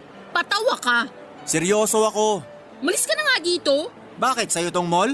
Bakit ba kailangan dito ka pa? Ano bang tinda dito? Sombrero, di ba? Ibig sabihin, bibili ako ng sombrero. Alangan naman doon ako maghanap sa underwear. Bakit hindi mo subukan? Mukhang mas bagay sa'yo magsuot ng brief sa ulo. Mas bagay ata sa'yo. Kasi para yung sungay mo, doon lalabas sa butas ng brief. Ewan, doon ka na nga sa ibang lugar. Bibili nga ako ng sombrero. Kasi yung sombrero ko, hinagis mo sa ilog. Makapagparatang ka. Hinagis ko? Nilipad yun ng hangin. Paano hinagis mo? Doon ka na nga. Bibili muna ako bago ka pumunta dito. Nagdududa na talaga ako na palabas na ng palabas sa ulo mong sungay mo, kaya lagi kang nakasombrero. Doon ka na! Huwag ka naman buwisit dito! Nauna ako dito. Paano mo mapapatunayan? Ayun, nakikita mo yung security guard? Natural! Puntahan mo siya. Sabihin mo gusto mong ma-review yung CCTV footage kung sino nauna sa atin dito. Bakit mo ko utusan? Tinuturuan lang kita. Mas kailangan mo edukasyon. Excuse me, graduate kaya ako? Bumalik ka uli, kailangan mo yon. Mag-master ka sa good moral and right conduct. Bakit? May subject kang ganon? Natural! Bakit hindi mo ina-apply sa buhay mo? Depende sa kaharap ko. Sus! Kahit naman nakatalikod ka, halatang salat ka sa magandang asal. Ano? Wala. Ulitin mo yung sinabi mo! Masakit ba? Sige, doon na lang ako sa underwear. Hoy, bastos! Bumalik ka dito! Papadudot sa laki ba naman ng mall at sa dinami-daming lugar sa Pilipinas, bakit doon pa kami parehong napadpad? Para sa akin ay aksidente ang pagkikita namin doon. Yung sa jeep ay hindi na imposible kasi pareho kami ng sinasakyan at parehong oras kaming sumasakay. Kaya marami talagang pagkakataon na magkita kami sa sakayan. Pero sa mall at sa araw ng linggo, sa mismong araw ng pagre-relax ko ay makikita ko ang isa sa mga dahilan ng stress ko. Papadudot, dalawa lang naman ang source ng stress ko. Yung pag malapit na ang deadline ng mga ine-edit ko at yung babaeng yon. Bibili din pala siya ng sombrero ng oras na yon. Kung sa bagay ay mukhang luma na yung sinusuot niya. Ako naman ay talagang bibili din ng sombrero kasi nga po kundi dahil sa kanya ay hindi ako mapupunta sa mall ng araw na yon. Kaya masasabi ko talaga na siya ang may kasalanan at nagkita na naman kami. Noong naghiwalay kami sa loob ng mall, kung hindi ba naman sobrang malas, ay nagkasabay na naman kaming lumabas. Mga 5 hakbang ang layo namin sa isa't isa. Hindi kami nag-uusap pero tila nababasa ko yung mga masasamang sinasabi ng babaeng yon sa isipan niya. Kaya hindi ako nagpatalo, nilabanan ko siya ng titigan at sa isip ko ay madami din akong masasakit na sinasabi. Nagsaywar kami, papadudot. Pero nang makauwi ako ay parang pakiramdam ko. Talo na naman ako. Kasi siya nakabili ng sombrero samantalang ako ay zero. Kahit nakalabas na ang bruha ay hindi na ako babalik sa loob ng mall, papadudot. Kakapusin na kasi ang mga gagawin ko. May bigla rin kasing nagpa-edit at kinabukasan ng maagang maaga ay kailangang ipasa yon. Kaya kailangan ko nang umuwi para magawa ko na. Ayoko sanang tanggapin kasi nga linggo noon at araw ng pahinga ko kaso naisip ko yung huling nagpa-edit na hindi na raw ako kukunin. Baka mawala pa yung bagong kliyente na bigla ang nagpagawa kaya tinanggap ko na rin, papadudot. Bago ako umuwi, para hindi na ako magluto ay kumain na muna ako sa labas. Naisip ko din na i-treat ang sarili ko. Naghanap ako ng medyo mura pero masarap at magandang restaurant sa malapit lang din doon sa mall. May nakita akong resto na maliit lang. May 3 mesa sa loob pero maayos at malinis. Para siyang medyo pinasosyal na karinderya. Yung pagkain nila sa itsura pa lamang ay mukhang masarap na. Umorder muna ako bago umupo. Bakante pa naman ang 2 mesa at wala akong kaagaw. Nang paupo na ako sa upuan ng bakanting mesa, pakiramdam ko ay sinumpa ang araw na yon dahil kaharap ko ang babaeng kampo ng kadiliman, papadudot.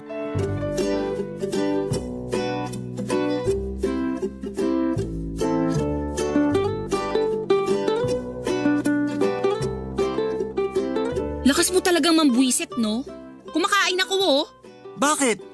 Ano sa palagay mo gagawin ko dito? Kakanta? Nakita mo may pagkain din ako, oh. Bakit dito ka pa kakain? Hello, wala ako dyan. Nandito ako. Piloso pa kang buisit ka eh. Ang siga mo kasi. Lahat na lang inaangkin mo. Hindi naman sa itong resto ah. Sa ibang resto ka na kumain. Aba, ano ako baliw? Umorder ako dito tapos sa ibang resto ako kakain? Bahala ka kung saan mo gustong kumain. Gusto ko dito kumain, kaya wag mo akong pakialaman. Bakit ba kailangan mo akong sundan? Ano bang trip mo? Hello uli.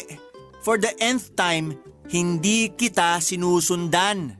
Nakita mo na siguro pagpasok mo na nandito ako. Bakit tumuloy ka pa? Nakita kita. Pero malay ko bang ikaw yan? Nakatalikod ka eh. Maikli ang buhok. Akala ko lalaki. Ano na naman yung pinapahiwatig mo? Wala. Masyado kang praning. Alam mo naman ang buhok ko. Nakita mo na nagmamaang-maangan ka pa. Bakit? Ikaw lang ba nagtataglay ng ganyang buhok? Palibhasa, yung buhok mo, pang bading. Mukha kang bading. Yang buhok mo, pareho ng mga basagulero sa amin. Huwag mo nga ginagawang katatawanan ng buhok ko. Kung nakasombrero ka, siguro kanina pagpasok ko malamang nakilala pa kita. Kahit nakatalikod ka pa. Sira ka pala eh. Kumakain ako, magsusombrero ko. Palibhasa, wala kang urbanidad. Ako talaga? Sino bang jolog sa atin? Bawiin mong sinabi mo. Oh, ba't ka nagagalit? Totoo ba? Hindi! Oh, huwag ka magalit kahit sabihan kita ng Jologs! Jologs! Kung hindi ka talaga Jologs. Pwede ba kumain na lang tayo ng hindi nagpapakialamanan? Ay, mabuti pa nga. Doon ka humarap sa kabila. Ano? Para pag nakatalikod ako kung ano-anong gagawin mo? Hindi ako tatalikod sa'yo. Eh di wag. Huwag ka nalang tumingin sa akin. Wow! Ang taas ng kumpiyansa. Feeling pinagtitinginan. Huwag mo na akong kausapin. Okay, timer starts now. Kapal ng fes! Ano ba? Akala ko ba walang pansinan? Eh bakit mo ako pinapansin? Pinapansin mo ako eh. Sinabihan mo ako makapalang fes. Ikaw ba kausap ko? Baliw ka ba? Tayo lang dalawa nandito. Yung tindera nandun sa loob. Sinong kausap mo? Sarili mo? Eh ikaw pala ang siraulo eh. Bakit ko naman kakausapin ang sarili ko? So ako nga kinakausap mo. Hindi ikaw. Kausap ko ang imaginary friend ko. O ano, pahiya ka. Bahala ka. Tumahimik ka na. Yung itsura parang yung mga nakakagigil na kontrabida sa mga serye. Ano? Ako ba kinakausap mo? Sino pang kakausapin ko? Dalawa lang tayo dito. Oh, bakit kinakausap mo ako? Akala ko may imaginary friend ka. O eh sinong kausap mo? Imaginary friends ko. Mas madami. Tropa sila. Ikaw isa lang. Kasi kahit imaginary, iilan lang ang gusto ka maging friend. Hindi mo ba ako titigilan? Nananahimik kami ng mga OG ko dito Puwisit ka talaga. Nakakawala ka ng gana. Nawalan ka ng gana? Eh ubos na yung pagkain mo. Wala kang pakialam. Makaalis na nga. Bayaran mo yung kinain mo. Pay as you order nga, di ba? Bobo ka ba?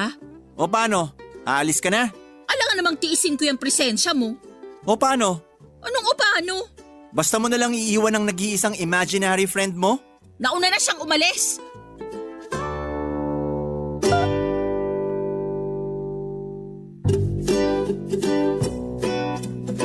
Papadudot, sobrang saya ko nang nag-walk out ang babaeng yon. Actually, hindi naman po talaga walk out na matatawag yon kasi tapos na talaga siyang kumain.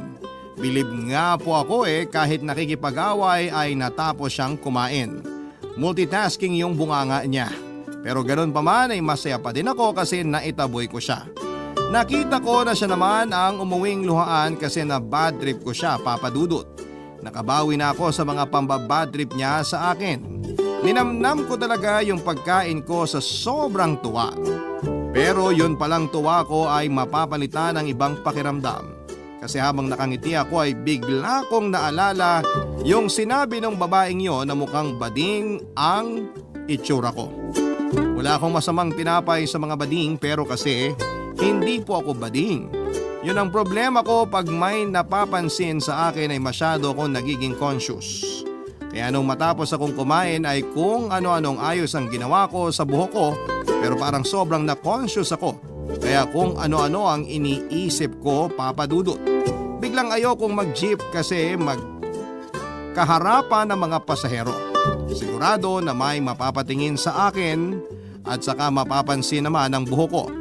Baka hindi ako mapakali dahil sobrang bigla nga ako na-conscious ng mga oras na yon. Kaya sa bus na lamang ako sumakay. Hindi ako sanay mag-bus pero nag-bus ako para lamang makaiwas sa mga iisipin ng mga tao na mapapatingin sa akin sa loob ng jeep, papadudot. Barangay Love Stories. Barangay Love Stories. Papadudot, para akong pugante habang papunta sa bus terminal. Nagtatago ako sa mga tao, halos takpan ng mukha ko para lang wag kong makita na may nakatingin sa akin. kasi siguradong mako-conscious na naman ako. Ewan nga kung bakit ako ganon. Ayoko nang may papansin sa akin kasi hindi talaga ako mapapakali. Pakiramdam ko ay pinagtatawanan ako ng buong mundo. Sakit ko na talaga ang ganong klase ng ugali, Papa Dudut. Pagsakay ko sa bus ay doon ako pumwesto sa dulo, sa likod para nakatalikod lahat ng tao sa akin. Wala pa ang driver at ang konduktor, ang nandun lang sa labas ng bus ay ang barker na nagtatawag ng pasahero. Baka matagalan pang makapuno ng pasahero ang bus, kaya sabi ko ay matutulog na lamang ako para hindi ko kita ang mga sumasakay kasi baka mapatingin sa akin. Kung hindi man ako makatulog ay magtutulog-tulugan na lamang ako, basta wag lamang matingnan ng iba. Yun nga po ang ginawa ko, hindi pa masyadong puno ang bus at sa katunayan ay wala akong katabi sa likod.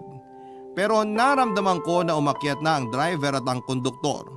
Nadinig ko na ang pagbukas ng makina ng bus at naramdaman ko rin na umabante na kami, paalis. Nadinig ko din ang naniningil na ang konduktor kaya kahit na kayo ko ay nagtulog-tulugan ako, ay binibilang ko ang pamasahe ko para iaabot ko na lamang. Kaya nang kalabitin ako ng konduktor ay inabot ko na kaagad ang bayad ko. At sinabi ko ang bababaan ko. Pero kulang pala ang naibigay kong bayad, Papa Dudut.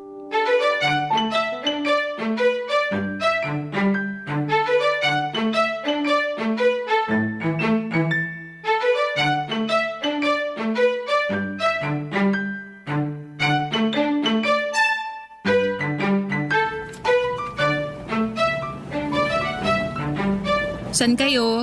Sa palengke lang. Kulang pa ng 2. Ha? Ikaw na naman? Bakit ka na naman nandito? Natural.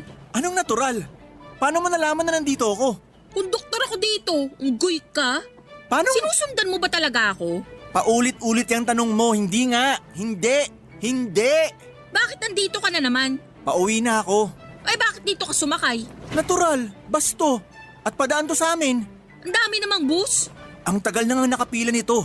Alam nga naman na hintayin ko pa yung susunod na pipila. Ano ba talagang kailangan mo sa akin? Ang kulit mo. Wala nga. Eh bakit nandun ka kung nasan ako? Hindi ko din alam. Kung alam ko lang, hindi ako tutuloy pag alam ko mapanganib ang lugar. Lahat na ng pag-iwas, inisip ko na. Ilang beses na, hindi na ata tsambang matatawag yun. Feeling mo ba may masama akong balak sa'yo? Malay ko. Hoy, kabahan ka naman. Hindi ako manyak, no? Alam ko naman kasi bading ka. Paano ka magkakagusto sa akin? Hindi ako bading.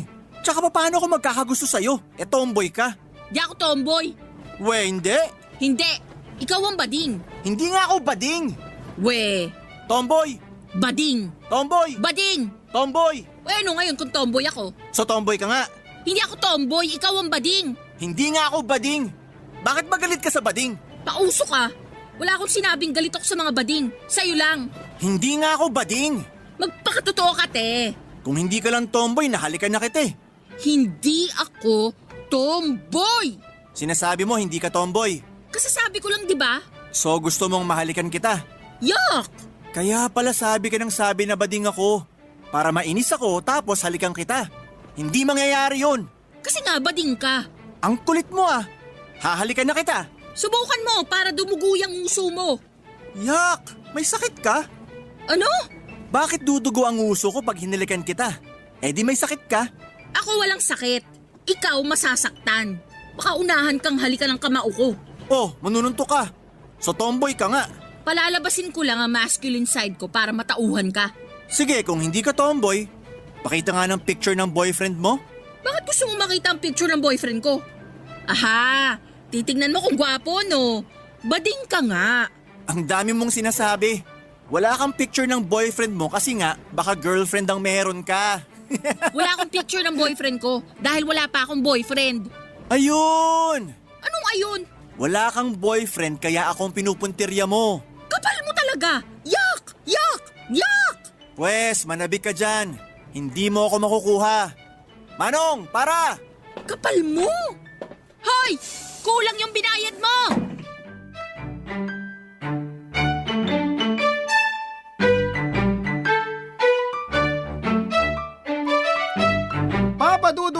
Isa na namang victory at tuwang-tuwa ko lalo na nung sigaw ng sigaw ang babaeng yon na kulang daw ang binayad ko. Hindi naman ako pinigilang buwaba ng driver basta ang nasa isip ko na mga oras na yon ay masaya akong magtatrabaho at matutulog dahil naka 2 points na ako sa babaeng yon. Alam ko na kasi ang kumpanyang pinagtatrabahuhan niya kaya pwede ko nang imbestigahan ang background niya. Malapit lang sa amin ang pinaka-terminal nila kaya pwede akong mapadaan doon minsan at mag-imbestiga. Ang hindi ko lang na-anticipate papadudot ay ang gagawin din ang hakbang ng babaeng yon. Tinandaan niya pala kung saan ako bumaba at gaya ng plinano ko ayun din ang ginawa niya. Habang nagtatanong-tanong ako sa terminal ng bus tungkol sa kanya ay nagtanong-tanong din pala siya sa lugar namin tungkol naman sa akin. Hindi ko alam kung pareho kami ng pakay na makaganti. Pero yun kasi ang bala ko. Madami ako nalaman tungkol sa babaeng yon na kinagulat ko hanggang sa magkita kami ulit isang madaling araw. Noong magkaharap kami ay kapansin-pansin na tahimik kami at hindi nagbabangayan, papadudot.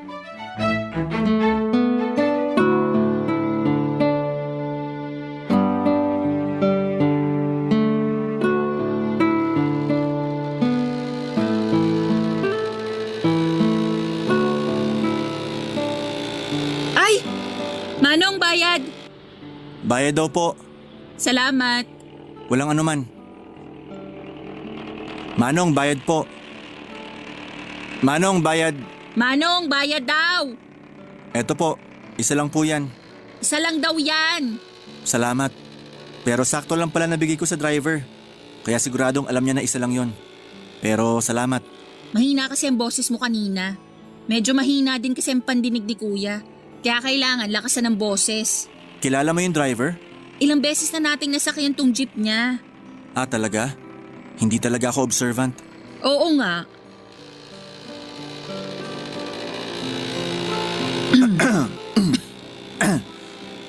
Sorry. Ha? Ha? Saan? Sige, mauna ka na magsalita. Salamat. Sorry ah. Saan? Sa mga nasabi ko sa'yo. Alin doon? Yung sinabi kong tomboy ka, nalaman ko na hindi ka naman tomboy. Tsaka hindi talaga pangit ang buhok mo. Maganda siya. Bagay nga sa'yo eh. Gusto lang talaga kitang asarin, kaya ako sinabi ang mga yon. Paano mo naman nalaman na hindi ako tomboy? Huwag kang magalit ah. Saan naman? Basta huwag kang magalit. Hindi, promise. Nagpunta ako sa terminal ng bus na pinagtatrabahuhan mo. Nagtanong-tanong ako doon tungkol sa'yo. Kaya alam ko nang hindi ka talaga tomboy. Huwag kang magalit ah. Nakakagulat, pero hindi naman ako nagagalit. Salamat. Huwag ka din sanang magagalit ha. Saan? I mean, hindi ako magagalit. Ano ba yon? Ganon din ang ginawa ko. Nung bumaba ka ng bus nung linggo ng gabi, di ko na inalis ang tingin ko sa'yo kahit palayo na yung bus. Nakita ko kung saan kalye ka pumasok. Kaya nagpunta ako doon at nagtanong-tanong din ako tungkol sa'yo. Nakarating ka sa amin? Oo. Sikat ka pala doon. Isang tanong ko pa lang na ituro na agad sa akin ang bahay mo. Nalaman ko din na hindi ka bading. Sobrang sorry sa mga sinabi ko sa'yo ah. Kalimutan na natin yon. At least nakilala na natin ang isa't isa. Nakilala natin pero hindi pa tayo nagkakakilala. Kaya magpapakilala na ako ng formal. Ako si Malin. Ako naman si Kyle. Nice meeting you, Kyle. Nice to know you finally. Long overdue. Nalaman ko na din kaya pala ganyan kaikli ang buhok mo. Nagdo-donate ka din pala ng buhok dun sa organization na tumatanggap ng buhok para sa mga cancer patients. Oo, kaya nalaman ko din na ilang beses ka na palang nagpapahaba ng buhok. Oo, pinapahaba ko para i-donate din dun sa parehong organization kung saan ka nagdo-donate ng buhok. Ang liit ng mundo, no? Sobra. Pinasikip lang natin masyado dati. Anong nag-udyok sa'yo na maging hair donor? Mama ko, Bakit? Nasaan siya? wala na siya. Cancer din. Ay, sorry. Pasensya ka na ha. Okay lang. Eh ikaw, ano naman ang reason mo? Same din. Si nanay. Wala na din siya. Sorry din. Isipin na lang natin happy na sila. At happy sila sa atin sa ginagawa natin. Malay natin, magkumari na pala sila dun sa itaas. Oo nga. Baka pinagtatawanan nga nila tayo dahil sa mga kasungitan natin eh. Pangako ko kay mama noon na kahit sa maliit na paraan tutulong ako sa mga cancer patients. Nagdo-donate din ako ng dugo regularly. OMG! Ako din! Ay talaga? Alam mo, magsabay na lang tayo mag-donate para may katsikahan ako. Oo ba? Pero siguradong hindi tayo magkakasabay mag-donate ng buhok kasi nagpapahaba ka pa lang. Ako i-donate ko na to mga 1 month pa para humaba pa. Siguro mahaba na buhok mo nun. Oo nga. Pero okay lang. Maganda nga kasi pag maikli ang buhok mo. Ako naman, pahaba na. At pag mahaba ang buhok mo, ako naman maikli uli. Parang baliktad lagi ang mundo natin. Oo nga.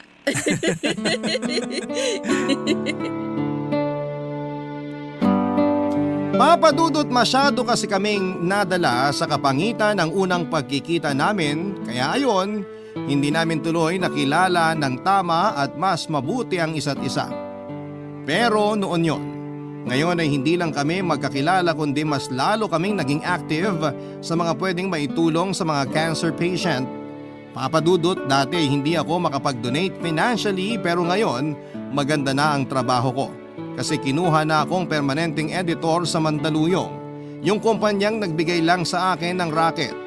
Bukod pa roon ay may mga side racket pa akong editing. Kaya yung 5% lagi nang natatanggap ko sa regular job o sa special projects ko ay iniipon ko at dinodonate sa sinalihan naming organization para sa mga may cancer. Malit lang ang naambag ko pero ang importante sa akin ay nakakapag-ambag ako. Si Malin po ay lagi kong kasama dahil yun din ang pangako niya sa mama niya. Para sa mga nanay namin, sa mga ngailangan ng serbisyo. At kung ano pa ang maibibigay namin ay magpapatuloy kaming tumulong hanggat kaya. 1 taon na kaming active ni Malin sa organization. Pero noong magkakilala na kami, mahigit 1 taon na din kaming sabay na tumutulong sa abot ng aming makakaya. Kami namang dalawa ay mag-1 taon na ding active ang love life. Opo, Papa Dudut. Kasing active ng pagtulong namin ang love life namin bilang magkarelasyon. Doble saya kami sa relasyon namin at ganon din kami.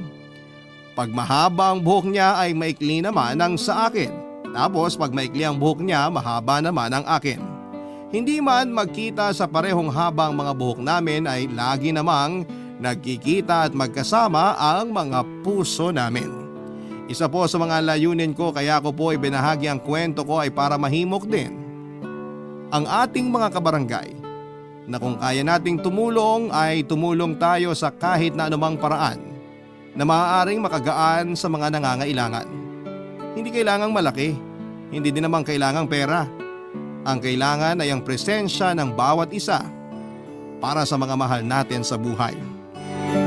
Maraming salamat po Papa Dudut at binigyan mo ng pagkakataon ng kwento ko.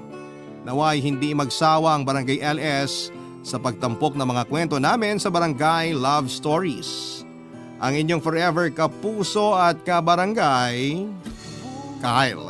Nagustuhan ng iyong napakinggan? Ituloy yan via live stream sa www.gmanetwork.com/radio. Barangay LS 97.1 forever.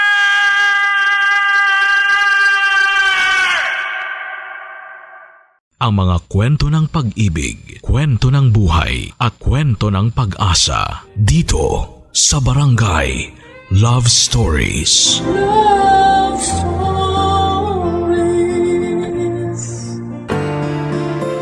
Hindi matatawaran ang pagmamahal ng isang magulang. Kahit sariling kaligayahan ay kaya nilang isangkalan, maramdaman lang ang tunay na pagmamahal para sa kanilang mga anak. Ikaw kabarangay, sa anong paraan mo naramdaman ang pagmamahal sa iyo ng magulang mo? Dear Papa Dudut, mapagpalang araw po sa inyo at sa lahat ng mga nakikinig ngayon dito sa Barangay Love Stories. Simula po nang magkasama kami ng nanay ko ay Isa na rin sa naging bonding namin ang pakikinig ng mga kwento ninyo. Sa katunayan nga po ay nagpaparamihan pa kami ng mama ko ng napakinggang kwento sa Spotify at YouTube channel ninyo. At every time na nakikinig kami ay para na rin po kaming nanonood sa TV dahil magagaling din po ang mga voice actors sa inyong programa. Tawagin niyo na lamang po ako sa pangalang Minette. 30 years old ako na mangyari ang kwento ko at taga-Subic, Zambales po ako noon. Pero ngayon ay nandito na ako sa Maynila.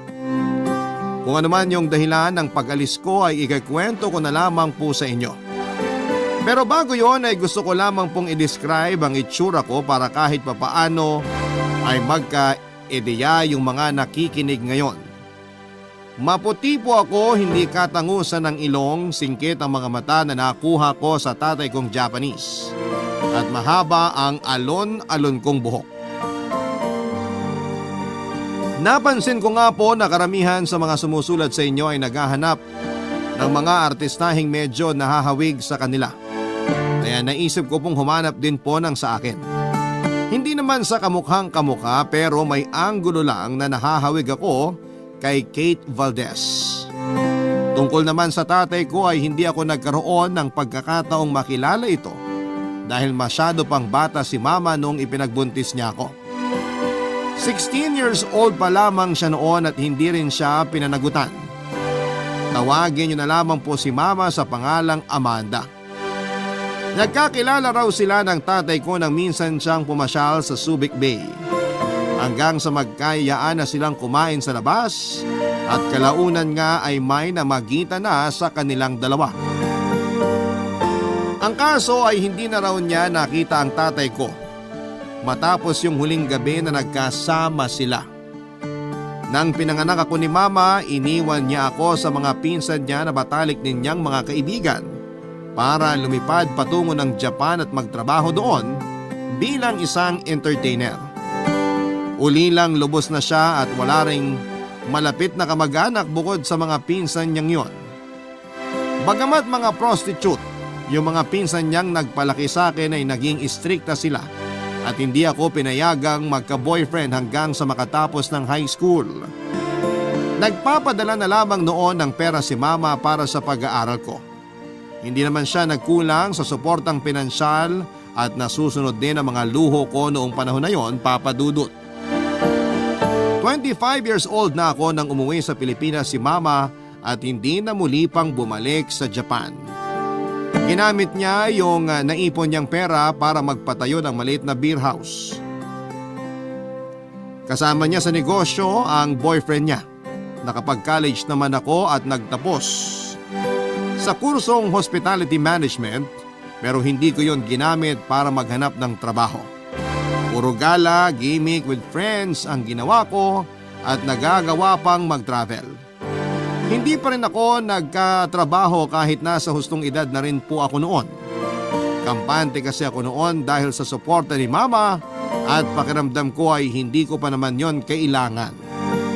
Hanggang sa hindi ko na lang namalaya na 5 taon na akong ganon lang ang pinagkakaabalahan sa buhay, Papa Dudut. Mula nang mag-for good na si mama dito sa Pilipinas ay doon na ako tumira sa bahay na nabili niya sa Subic.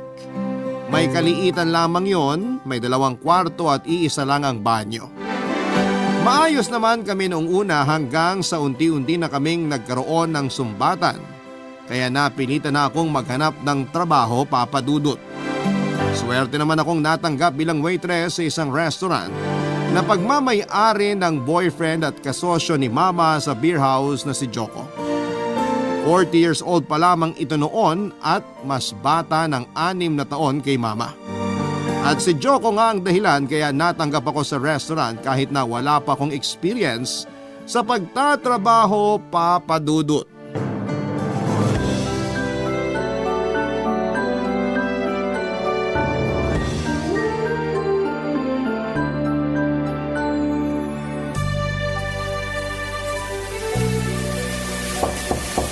Han, nandyan ka ba? Parang may tao sa labas. Baka guni-guni ko lang yon? Han, papasok na ako ha. May susi naman ako dito. Ay, si Joko lang naman pala. Paano kaya kung lumabas ako ng nakatapis lang ng tuwalya? Tingnan ko lang kung di lumuwa ang mga mata niya. Minette, pasensya ka na ha. Pumasok na ako. Kala ko kasi si Amanda lang yun nandito. Okay lang. Di ka naman iba sa amin. Tsaka welcome na welcome ka dito, no? Kaso, wala rito yung hinahanap mo. Nasa beer house pa. Ganun ba? Anong oras kaya siya makakauwi? Bakit hindi mo i-chat o kaya tawagan? Hindi ka naman siguro makakaistorbo sa kanya. Ikaw naman yan eh. Ay, teka, ba't nakatayo ka lang dyan sa may pinto? Halika, upo ka sa sofa namin, oh. Tabi tayo. Salamat. Salamat ka dyan. Lagi ka naman nandito, no? Di ka man lang ba magbibihis? Oh, sorry. Naiilang ka ba na nakatapis lang ako ng tuwalya? Hindi naman. Ikaw, baka mailang ka. Pasensya na talaga't naabala pa kita. Mukhang kakatapos mo lang maligo eh. Okay lang, no? Bisita ka kaya namin. Huwag mo nang isipin yun. Carry lang sa akin yung nakaganito. May pagkakapareho pala kayo ng mama mo. Ganito rin ba siya sa'yo pag kayo lang? Oo. Minsan nga, wala pa kahit Huwag mo anong… nang ituloy. Kung ano lang yung itatanong ko, yun lang ang sasagutin mo. Okay ba yon? May tatanong ka pa pala. Ano to, interview? Hindi naman. Na-curious lang ako kung paano kayo nagkakilala ng nanay ko. Hindi ko naman kinakahiya na entertainer siya eh. Gusto ko lang malaman kung… Parang alam ko na kung ano yung tinutumbok mo. Yung gusto mo bang itanong kung naging customer ako ni Amanda? Nakuha mo. Galing mo doon. Nagkakilala kami sa Japan nung nagkaroon kami ng 3-day trip doon. Tapos may pinuntahan akong bar kasama yung mga kaibigan kong Hapon. At doon ko nga siya nakilala. In-entertain niya ako. Mabait naman siya at nagustuhan ko rin siya agad. Pero aware ka naman siguro sa edad niya, no? I mean, mas matanda siya kesa sa'yo. Tungkol dyan, hindi naman siya nagsinungaling sa akin. Sinabi niya agad yung totoong edad niya nung nagkaka-interest pa lang ako sa kanya. Ang totoo nga niyan, hindi ako naniwala nung sinabi niyang 46 na siya. Kung paglalapitin kasi kayong dalawa, parang nakatatandang kapatid mo lang siya eh. Ganon? Eh ako, kung di mo alam yung totoong edad ko, ilang taon na ako sa tingin mo? Parang mukha kang 25. Ikaw talaga? Pinapakilig mo ko. Ha? Wala. Natuwa lang ako sa sinabi mo. May tatanong din sana ako sa'yo. Ano naman yon? Bakit hindi ka pa nagkaka-boyfriend? Actually, nagkaroon na. Hindi lang alam ni mama at saka nung mga tita ko na nagpalaki sa akin. Bakit sinekreto mo pa sa kanila? 30 ka na nga eh. Kung tutuusin, pwede ka nang mag-asawa. Kaya sigurado ako na di ka na nila pakikialaman pa. Kala mo lang yun. Sa sobrang strikta ng mga tita ko, sure ako nakikilatisin muna nila yung magiging boyfriend ko. Eh yung unang boyfriend ko noon, di rin naman kami nagtagal. Wala pa nga kaming 2 buwan nung nag-break kami. Talaga? Nakakailang boyfriend ka na ba? 3. 3? Tapos lahat yun? Di alam ni Amanda? Oo nga. Ang OA mo ah. Parang gulat na gulat ka pa obvious naman na may pagka-wild ako. Sabi ko nga. Papadudot 5 years na sila ni Mama pero duda pa rin ako noon kay Joko. Kaya naman tuwing may pagkakataon ay palagi akong may ginagawa para itest kung gaano siya kaloyal sa nanay ko. Noong nagkausap kami ay hindi ko naman talaga intensyon na akitin siya para magustuhan niya ako. Ang gusto ko lang malaman ay kung madadala pa rin siya noon sa pang-aakit ng ibang babae kahit mahal na mahal niya si Mama. Hindi bang kami malapit ng nanay ko sa isa't isa ay hindi ko rin naman gugustuhin na paglaruan na lamang siya ng sinumang nakakarelasyon niya. Hanggang sa umabot na ako sa puntong inakit ko na si Joko. Kami lang kasing dalawa noon ang laging naiiwan sa bahay dahil busy sa beer house ang nanay ko. Madalas na siyang pumupunta sa amin at doon na rin natutulog. Dinaan ko lang sa inuman noong oras na yon yung pangaakit ko sa kanya. Hindi ko naman inaasahan na mauuwi sa kama at may mangyayari sa aming dalawa ng gabing yon. Nang mahimasmasan ako ay buti at hindi pa nakakauwi ang nanay ko. Kaya napabalikwas ako. Sinabihan ko si Joko na huwag na lang babanggitin kay mama ang nangyari at kalimutan na lang din namin yon. Sobra ko na guilty sa ginawa ko at nadala na rin kasi ako noon ng kalasingan. Ilang beses kong sinubukang sabihin kay mama yung tungkol sa pangaakit ko kay Joko pero hindi nagtutugma yung oras namin. Tulog na ako tuwing uuwi siya at sa umaga naman ay lagi rin siyang wala. Hanggang sa naisipan ko na lamang napuntahan siya sa beer house at doon na rin kausapin. Pero hindi ko inaasahan na maaabutan ko siyang may kalampungang lalaki. Alam ko naman na entertainer siya noon sa Japan pero dahil may sarili na siyang beer house, hindi naman niya kailangan na mag-entertain pa ng customers. Kaya sa tingin ko ay karelasyon niya ang lalaking na tiyempohan kong kalampungan niya noon. Naisip ko noon na patas lang naman pala sila ni Joko. Kaya sa halip na makonsensya ay in-enjoy ko na lamang yung mga nagawa namin. Binawi ko ang desisyon ko na iwasan na si Joko dahil aminado naman ako noon na gusto ko na rin palagi siyang kasama. Umabot yon ng ilang buwan na hindi pa rin nalalaman ni Mama Papa Dudut ang nangyari sa aming dalawa.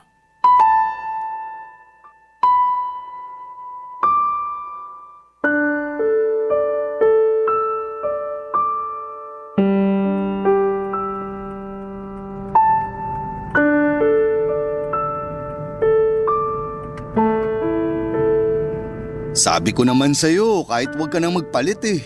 Uy, di pwede no. Baka mapagkamalan pa ako na alalay mo. Tignan mo nga ang gara ng suot mo.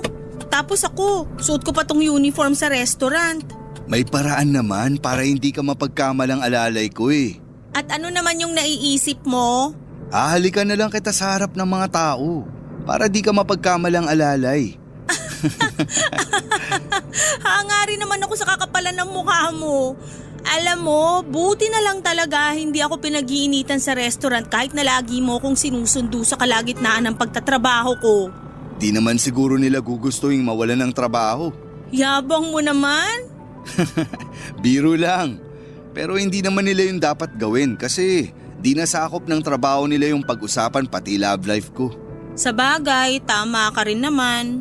Tsaka, ang hirap din kasi kung papanoorin ko lang yung pinakamagandang waitress sa restaurant ko. Totoo?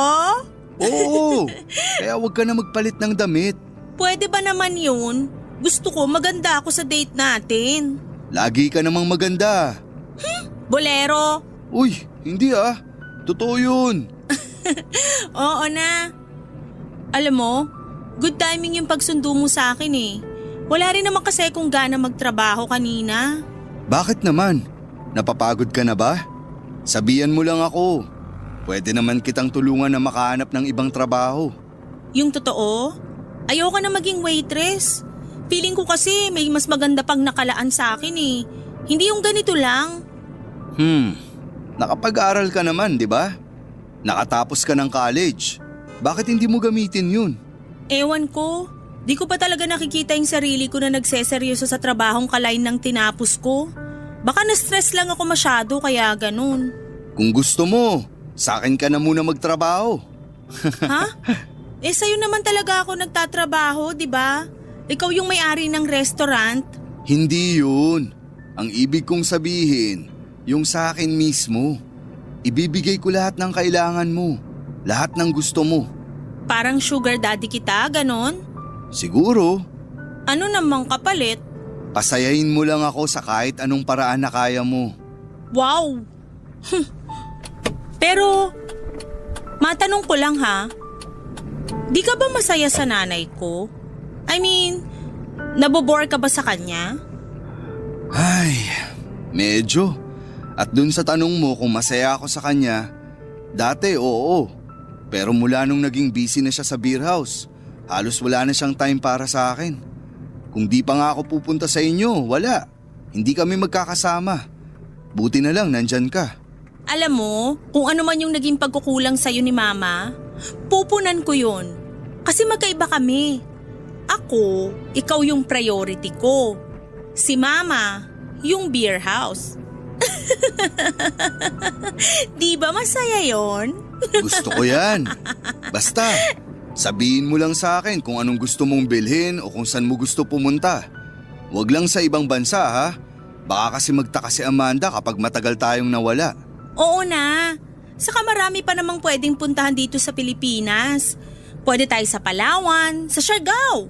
Yung mga di ko pa napupuntahan. O sige, pupuntahan natin lahat yan. Papadudot sobrang saya ko noon na may isa pang kagaya ni Joko na handa akong dalhin kahit saan na gusto kong pumunta. Handa rin siyang ibigay lahat ng gusto ko at napakasimple lang ng kapalit noon.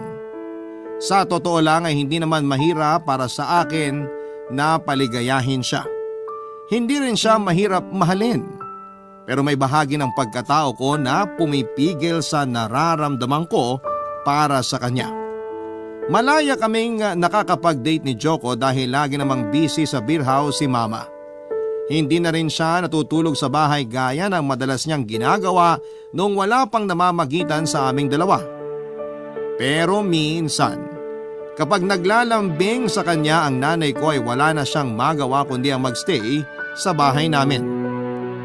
Pagtulog na si Mama ay lumalabas siya ng kwarto at pumupunta sa akin.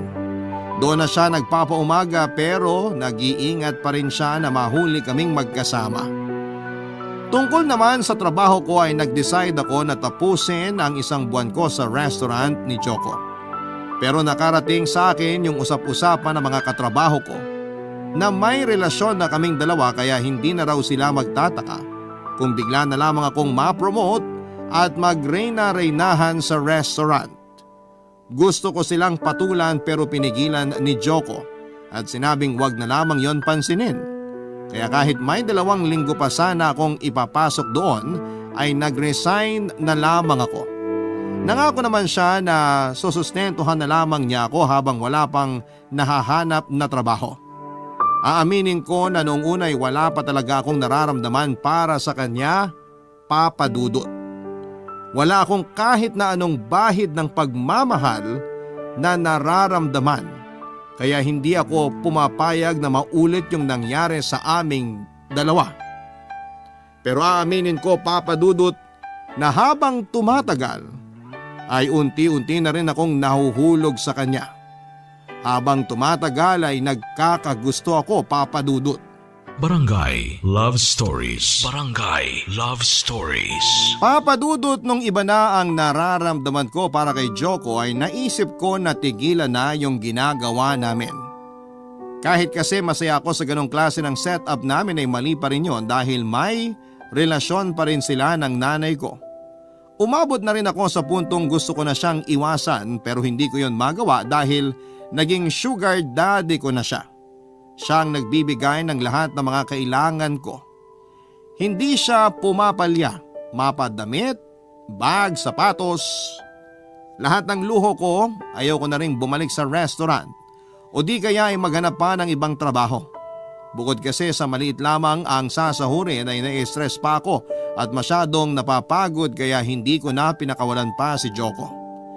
Dahil sa luhong tinatamasa ko ay hindi ko na naisip pa ang posibleng maging reaksyon ni Mama kapag nalaman niya na may relasyon kami ng boyfriend niya. Papa Dudut, nung una ay umuobra pa yung pagtanggi ko kay Joko kapag hinihiling niya na may mangyari sa amin. Pero nang tumagal-tagal ay hindi na ako nakakatanggi sa mga aya niya. Hanggang sa ilang beses din yung nangyari at minsan ay doon pa mismo sa bahay ng nanay ko.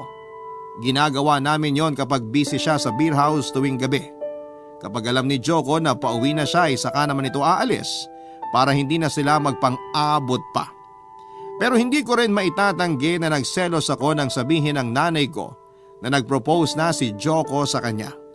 Nakakainis mang isipin pero sa kabila ng ginagawa namin At kahit malinaw na mas gusto niya ako kesa kay mama, ay wala pa rin siyang balak na hiwalayan ang nanay ko. Dumagdag pa yung sinasabi ni mama na magpapakasal na sila. At tungkol naman sa relasyon namin, kahit anong pagtatago pa ang gawin namin, ay lumabas pa rin yon sa hindi inaasahang pagkakataon, Papa Dudut.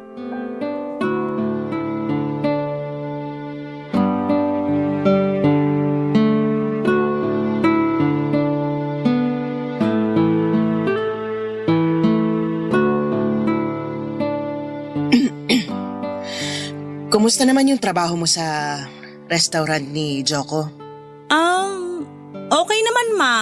Wala ka bang nagiging problema sa mga katrabaho mo? Bakit naman ako magkakaroon ng problema sa kanila? Kasi maldita ka. Kaya hindi ako naniniwalang nakakasundo mo lahat ng katrabaho mo. Ma naman, kapag trabaho, trabaho lang. Hindi ako nakikipag-away sa kanila. Hindi nga ba? O may pumoprotekta sa'yo doon? Anong ibig niyong sabihin? Alam ko na may namamagitan sa inyo ni Joko.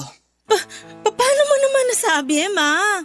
Minette, akala mo ba talaga ganun ako kamanhead para hindi ko maramdaman na parang ayaw na sa akin ni Joko? At nahuli ko kayo, dito mismo sa bahay, dun sa sofa. Gusto mo bang idetalye ko pa kung paano ko nakita yung kababuyan nyo? Ma, kumakain tayo. Pwede bang mamaya na lang? Lumayo tayo sa pagkain. Halika, dun tayo sa sala mag-usap at wag ka magsisinungaling sa akin.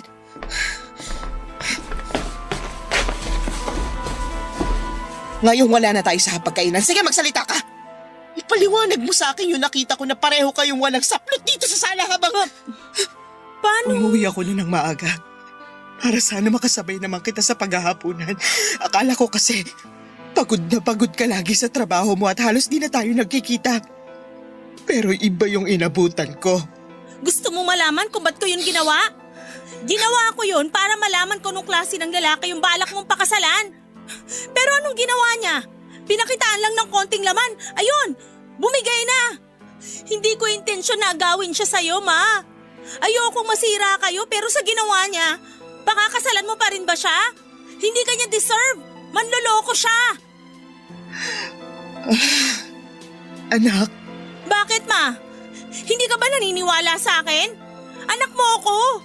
Alam ko matagal tayong hindi nagkasama at hindi rin maganda yung relasyon natin pero hindi ko naman hahayaan na mapunta ka lang sa ganong klaseng lalaki. Naniniwala ako sa'yo, anak. Pero hindi mo naman kailangan isangkalan yung sarili mo, lalo na yung katawan mo. May nangyari pa rin sa inyo ni Joko. Paano kung mabuntis ka? Ma, wag niyo na akong alalahanin. Nagpipilis ako. Tsaka boyfriend mo pa rin naman si Joko kaya nag-ingat ako. Pero nak, may tatanong lang sana ako sa'yo. Huwag mo sanang mamasamain. Ano yun, ma? Isang beses lang ba na may nangyari sa inyo ni Joko? Ayos ka lang ba? Ayos lang ako, ma. Baka naman masyado mo nang inaabusong sarili mo sa trabaho. Sabi sa akin ni Joko, panay overtime ka pa raw. Sinabi niya yon? Oo. Nak, hindi mo naman kailangang bugbugin yung sarili mo sa kakatrabaho. Alam kong nagkasagutan tayo nung nakaraan, kaya napilitan ka ng maghanap ng mapapasukan pero baka naman magkasakit ka na sa ginagawa mo. Okay lang talaga ako, ma. Huwag niyo na akong alalahanin. Ikaw pa nga dapat yung pagsabihan ko kasi masyado ko nang busy sa beer house. Parang hindi ka na nga nagpapahinga eh. Kaya ko naman sarili ko. Yung tanong ko kanina, hindi mo pa sinasagot. Ma naman, syempre, isang beses lang may nangyari sa amin. Nung nakita mo kami, yun lang yun. O siya, pasensya ka na ako na pagdudahan ko pa yung intensyon mo. Hayaan na natin yun, ma. Ano, kain na tayo uli. Mabuti pa nga. Papa Dudut, ganun lang kabilis natapos yung drama namin ng nanay ko ng gabing yon. Hindi ko alam noon kung naniniwala nga ba talaga siya sa mga sinabi ko. Pero kumapit ako sa katiting na pag-asang hindi niya kami mabubuko ng boyfriend niya. Pero kahit nakalusot ako sa mga paratang niya, Alam ko na hindi pa rin ako ligtas kapag kinumpronta na niya si Joko. Umiwas ako kay Joko, ilang beses pa itong nag-message at tumawag sa akin. Pero hindi ko na yon sinasagot pa. Hindi rin ako nag-i-stay noon sa bahay para hindi niya ako malapitan. Hanggang sa dumating na nga ang araw na kinakatakutan ko, Papa Dudut. Kinausap ni Mama si Joko at kinumpronta tungkol sa ginawa naming dalawa. Doon ko napagtanto na naniwala nga sa akin ng nanay ko pero gaya ng inaasahan ko. Nagsabi ng totoo ang boyfriend niya kaya lumabas na rin ang totoo na may relasyon kaming dalawa. Nalaman na rin niya na hindi lang isang beses na may nangyari sa amin ni Joko at ang mas malala pa. Inamin ito na sa aming dalawa ni Mama ako na ang mas mahal nito at gustong makasama. Galit na galit si Mama sa ginawa kong pagsisinungaling kaya hindi na siya nangiming palayasin ako sa bahay. Dahil kahit si Joko ay hindi ko na malalapitan. Lakas loob akong bumalik sa mga tiyahin kong nagpalaki sa akin para doon muna pansamantalang makituloy ng mga oras na yon.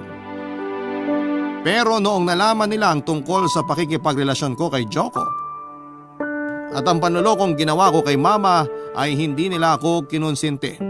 Pinagsabihan nila ako at kinumbinsi na gawin ko kung ano ang tama, Papa Dudut.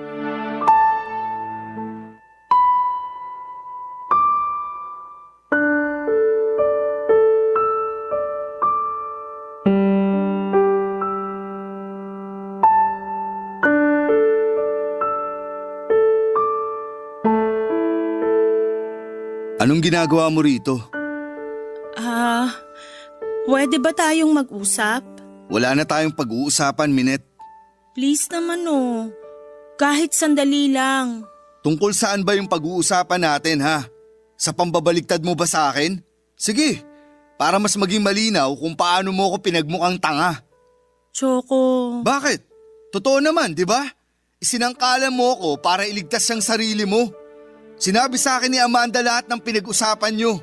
Lahat ng sinabi mo. Napakabuti mo namang anak para itest yung loyalty ko sa nanay mo. So ngayon iinsultuhin mo ko? Sa pagkakaalala ko na-enjoy mo rin naman yon. Oo, kasi akala ko totoo ka sa akin.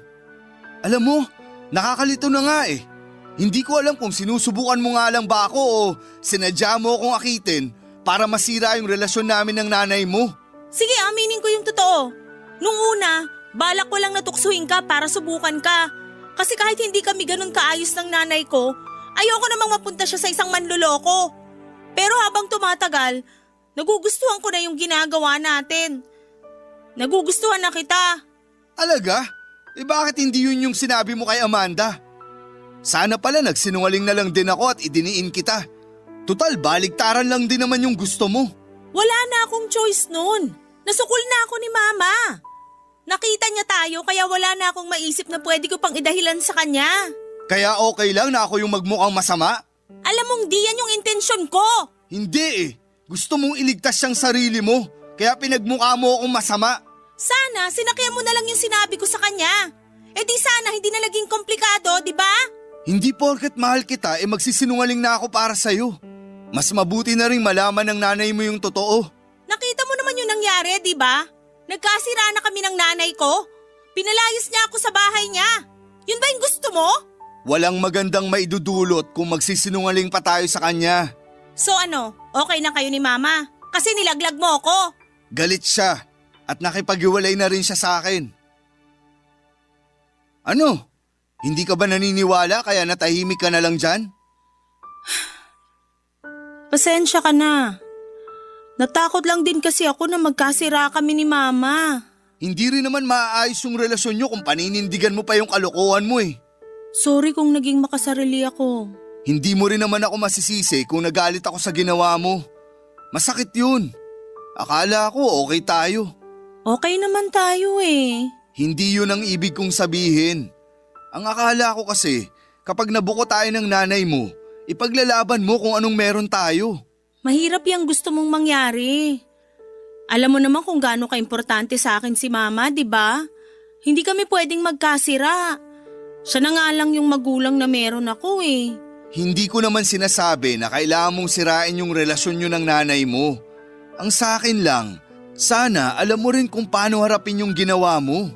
Hindi ka na bata para manisin ng iba kapag may nagawa kang pagkakamali, para lang hindi ka mapagalitan. Kaya nga, sorry na, di ba? Ano pa bang gusto mong gawin ko? Gusto ko lang malaman kung anong plano mo ngayong alam na ni Amanda na may relasyon tayo. Plano? Hindi pa naman ganun kaseryoso yung relasyon natin, di ba?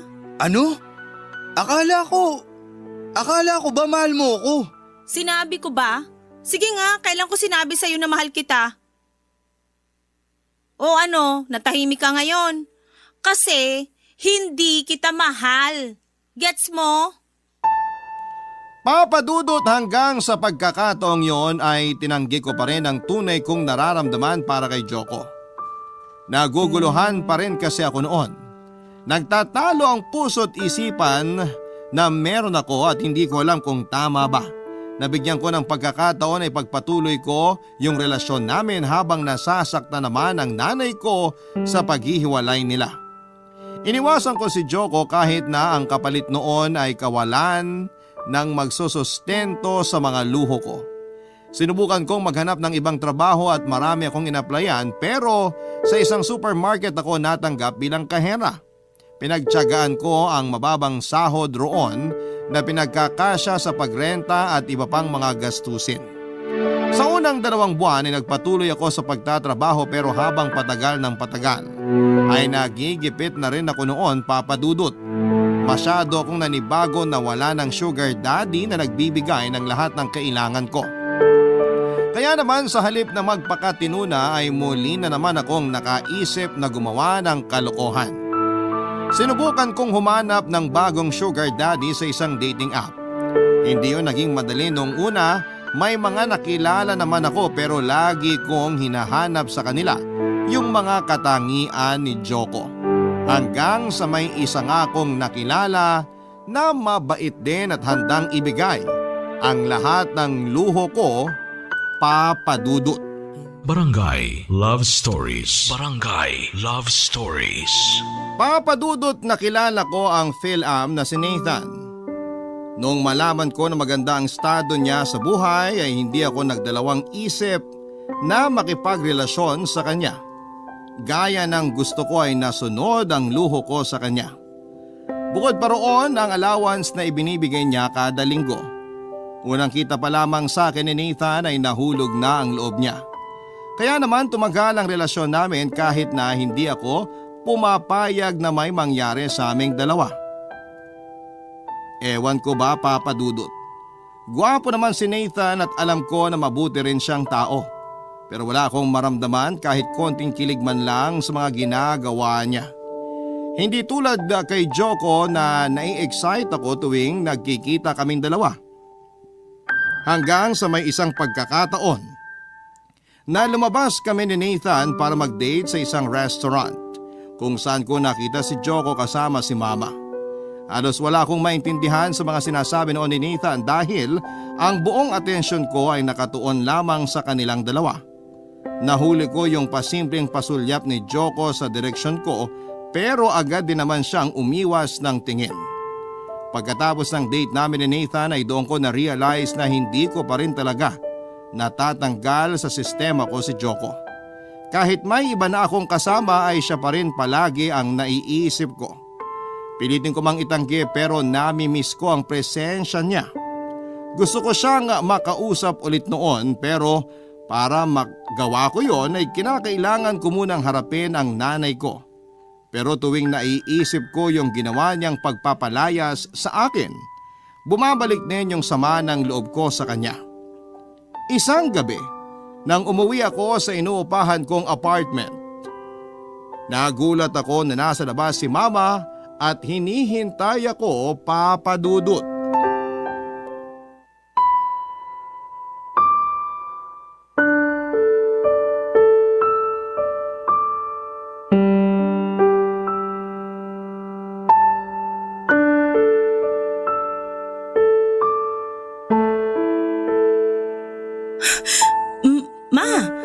Anong ginagawa niyo rito? Tsaka, Paano niyo nalaman na dito ako nakatira? Nasabi sa akin ng mga tita mo, anak. Sa loob na lang tayo mag-usap.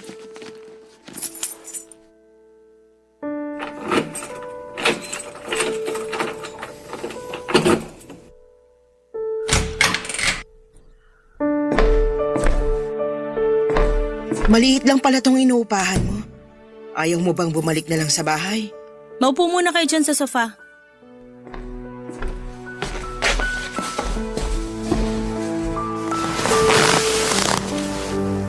Nak, kumusta ka naman dito? Okay na okay ako rito. Nakakakain ka pa ba ng maayos? Makapagtanong ka naman, parang di ko kayang buhayin yung sarili ko. Hindi naman ganun yung ibig kong sabihin. Baka lang kasi wala ka ng oras na magluto kasi pagod ka na sa trabaho. Pwede ba? Huwag kang umakto na parang concerned ka pa sa akin.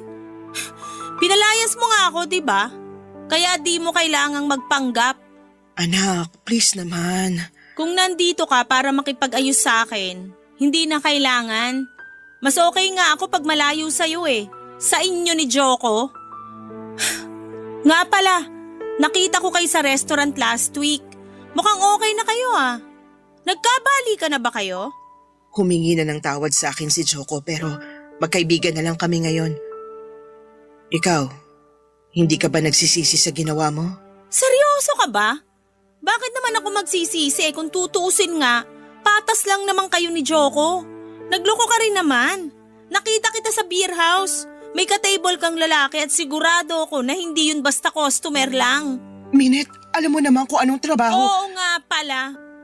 Prostitute ka. Kaya bakit pa ako magtataka? Dahan-dahan ka sa pananalita mo. Yung trabaho kong yun ang bumuhay at nagpaaral sa'yo. Ay, nandito na naman tayo sa sumbatan drama mo, ma. Alam mo, kung isusumbat mo lang din naman lahat ng nagawa mo para sa akin, sana di ka na lang nagpakamagulang. Pwede mo naman akong pinamigay na lang nun kina tita. Wala kang alam sa pinagdaanan. Gasgas na yan. Lahat naman tayo may makabagbag damdaming kwento kaya di mo na yan magagamit sa akin. Sige, hindi ako magkukwento. Mas mabuti pa nga na wala kang alam sa nangyari. So bakit ka nga nandito? Nandito ako para alamin kung sino yung lalaking kasama mo nung nakita kita sa restaurant. Anak, kung nagigipit ka ngayon, pwede namang Ma, kitang... please! Huwag niyo nang pakialaman pa yung buhay ko. Matanda na ako at kaya ko na magdesisyon para sa sarili ko. Hindi kita kailangan. Wala akong masamang intensyon sa sinabi ko. Gusto lang kitang paalalahanan. Tigilan mo na yung paghahanap mo ng sugar daddy. Kung kailangan mo ng pera, bibigyan kita ng allowance mo. Hindi mo na kailangan magpagamit sa lalaki para sustentuhan ka. Hinayaan lang naman kita magtrabaho para sana matuto ka at maranasan mo kung gaano kahirap kumita ng pera. At hindi naman yun nangyari. Tama? Anak, please naman. Ayoko lang na matulad ka sa akin. Para sabihin ko sa'yo, magkaiba tayo. At hindi ako matutulad sa'yo. Bakit? Akala mo ba nagpapagamit ako kay Nathan? Anak, sa una lang yan. Kukunin niya lang yung tiwala mo pero kapag tumagal na, hindi ka na makakatanggi sa mga gusto niyang ipagawa sa'yo. Kaya please anak, umuwi ka na sa atin. Kung kinakailangan kong bayaran lahat ng nagastos ng lalaking yun sa'yo, gagawin ko para tigilan ka na niya. Umalis ka na! Sige, aalis na ako. Pero sana pag-isipan mo yung sinabi ko, anak.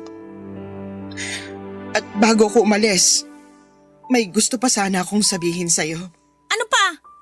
Sana tinanggap mo na lang si Joko. Mabuti siyang tao. At kung siya talaga sana yung gusto mo, mas mapapanatag ako. Papadudot na paluha ko sa mga sinabing yon ng nanay ko. Hindi ko akalain na manggagaling yon mula sa kanya dahil alam ko naman kung gaano niya kamahal si Joko. Pero dahil sa mga nangyari ay mas lalo akong napaisip. Doon ko napagtanto kung gaano ko ka-unfair sa nanay ko at pati na rin sa lalaking natutunan ko nang mahalin. Pagkatapos ng pag-uusap namin ni Mama ay parang nalinawan ako kahit papaano. Kaya naman nang ayain ulit ako ni Nathan para mag-date ay tinanggihan ko na siya. Hindi ko na rin sinagot lahat ng mga tawag niya at hindi na rin ako nag-reply sa mga mensahe niya. hanggang sa umabot na ng halos 1 buwan ang hindi ko pagpansin sa kanya. At hindi nga nagtagal ay huminto rin siya sa pangungulit niya sa akin. Para ako nabunutan ng tinik nang hindi na magparamdam pa si Nathan. Pero kahit malaya na ako noon ay hindi ko pa rin magawang kausapin si Joko dahil hindi ko alam kung papaano siya haharapin pagkatapos ng lahat ng mga nangyari sa aming tatlo ng nanay ko. Nag-focus na lamang muna ako sa trabaho ko at unti-unting sinanay ang sarili ko na hindi umaasa sa pera ng ibang tao. Hanggang sa dumating ang isang pagkakataon na naging customer namin si Joko sa supermarket. Pero dahil bawal kami makipagkwentuhan sa oras ng trabaho, sinamantala ko na lamang ang pagkakataong yon para imbitahan siya na kumain sa labas, Papa Dudut.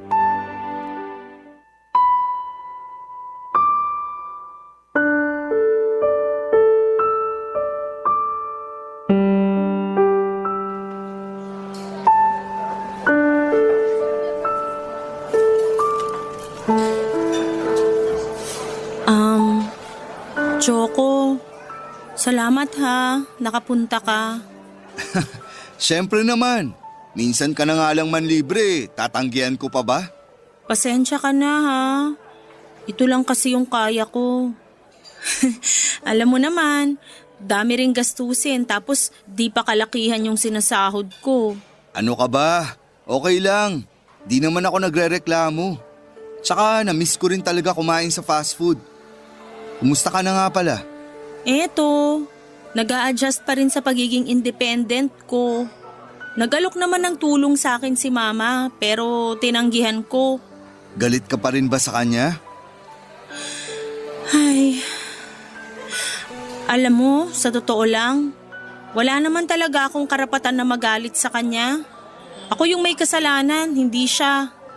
Siguro, nadala na lang din ako ng pagtatampo ko nung matagal siyang nawala kaya nung nagkasagutan kami, sumabog din ako. Huwag mo sanang mamasamain pero tama ka. Hindi ka dapat magalit kay Amanda. Alam ko lahat ng pinagdaanan niya bago siya makauwi dito sa Pilipinas. Nga pala, may nabanggit kasi siya sa akin na pinagdaanan niya raw nung nagtatrabaho pa siya. Nasabi niya rin ba yun sa'yo? Oo, yung tungkol dun sa huling customer niya dito sa Pilipinas bago siya mag-Japan. Pwede mo bang ikwento sa akin yun? Pero ibinili niya sa akin na wag kong ikikwento yun sa'yo. Please, Joko. Kapag sinabi mo yun sa akin, promise, pag-uusapan din natin yung tungkol sa ating dalawa. Ay, pero sana di na to makarating sa nanay mo ha. Oo naman. Gusto ko lang talagang malaman. Gusto ko na rin kasing makipag-ayos kay mama, pero ayoko na magkwento pa siya tungkol sa past niya. Feeling ko kasi malala yung pinagdaanan niya at ikakalungkot niya lang yun. Tama ka. Malungkot talaga yung nangyari. Pinagsamantalahan si Amanda. Sabi niya, makulit daw talaga yung customer na yon at kahit di na oras ng trabaho, sinusundan pa rin siya. Hindi ko na idedetalye kung ano pang nangyari nung gabing yon, pero yun ang pinakadahilan kaya nagmadali na siyang makaalis. Para makalimot sa nangyari sa kanya. Di rin madali sa kanya yung desisyon na bumalik dito sa Pilipinas kasi posible pa silang magkita nung lalaking yun. Kilala mo ba kung sino yung lalaking yon? Kailangan niyang managot sa ginawa niya sa nanay ko. Ay, wala na siya, Minette. Prostate cancer daw yung ikinamatay. Kaya wag na natin siyang pag-usapan. Pinatawad na rin siya ni Amanda kahit wala na siya. Mas lalo tuloy ako nakokonsensya sa ginawa ko kay mama. Sobrang sama ako. Wala akong kwentang anak. Napatawad ka na rin ng nanay mo. Wala na sa kanya yung nangyari. Kaya ka nga niya hinanap eh. Mas nangingibabaw kasi yung pagiging nanay niya sa'yo kaysa sa pride niya. Pagkatapos natin dito, kakausapin ko siya. Sasamahan kita. Salamat ha. Ikaw, kumusta ka na? May girlfriend ka na ba ngayon? Wala pa eh. Masaya pa kasi sa iba yung babaeng gusto ko. Sira ka talaga no. Ano yun, hihintayin mo silang mag-break? Kung kinakailangan, gagawin ko. Yak, ang drama mo. Madrama pa rin ba kung sasabihin kong ikaw yun? Ha? Ako? Oo, kaso may boyfriend ka na eh. Kung si Nathan tinutukoy mo, hindi na kami nagkikita noon. Iniiwasan ko na siya. Mapanakit ka talaga, no? Aminado naman ako doon. Pero binabago ko na yun ngayon. Kung ganun, pwede ba kitang ligawan? Pwede naman. Pero Pero ano? wag muna ngayon. Kailangan ko kasi munang ayusin yung sarili ko. Gusto ko munang patunayan kay mama na nagsisikap na talaga ako sa buhay. Kung ganun, hihintayin kita. Kaya mo. Kayang-kaya. Kaya wala nang atrasan to, ha? Papa Dudu, tumingi na rin po ako ng tawad kay Joko. Pero kahit gaano ko pa kagusto na pagbigyan siya sa panliligaw niya ay pinigilan ko muna ang sarili ko hanggat hindi ko pa naaayos ang buhay ko. Kinausap ko na rin ang nanay ko at nagkaayos na kaming dalawa. Matapos nga ang ilang buwan ko sa pagiging kahera sa supermarket ay sinubukan ko maghanap ng ibang trabaho sa Maynila. Nagalok naman ang tulong sa akin si mama kahit sa matutuluyan ko man lang. At dahil sa pangungulit niya ay pumayag na rin ako. Hindi raw kasi siya mapapanatag kung magtsatsaga na naman ako sa maliit na apartment na hindi rin gaanong kasafe para sa tulad ko na walang ibang kasama. Sa ngayon ay isa na po akong casino dealer sa isang sikat na hotel and casino. Masaya naman ako sa trabaho ko at pinayagan ko na rin si Joko na manligaw sa akin at para mas madalas kaming magkasama. Dito na rin siya sa Maynila nag-i-stay. Si mama naman ay binibisita ko tuwing weekend kahit medyo malayo ang biyahe para makapag-bonding pa rin kami. Pero minsan ay siya na ang pumupunta sa akin. Share ko na rin po na meron na siyang bagong boyfriend sa ngayon. Halos magkaedad lamang sila at sa nakikita ko ay masaya naman sila kaya napapanatag na rin po ako. Hanggang dito na lamang po ang kwento ko, Papa Dudut, at maraming salamat po sa lahat ng bumubuo ng Barangay Love Stories at sa Barangay LS 97.1. Mabuhay po kayo and God bless. Ang inyong forever kapuso at kabarangay, Minet. Nagustuhan ng iyong napakinggan? Ituloy yan via live stream sa www.gmanetwork.com/radio. Barangay LS 97.1 Forever!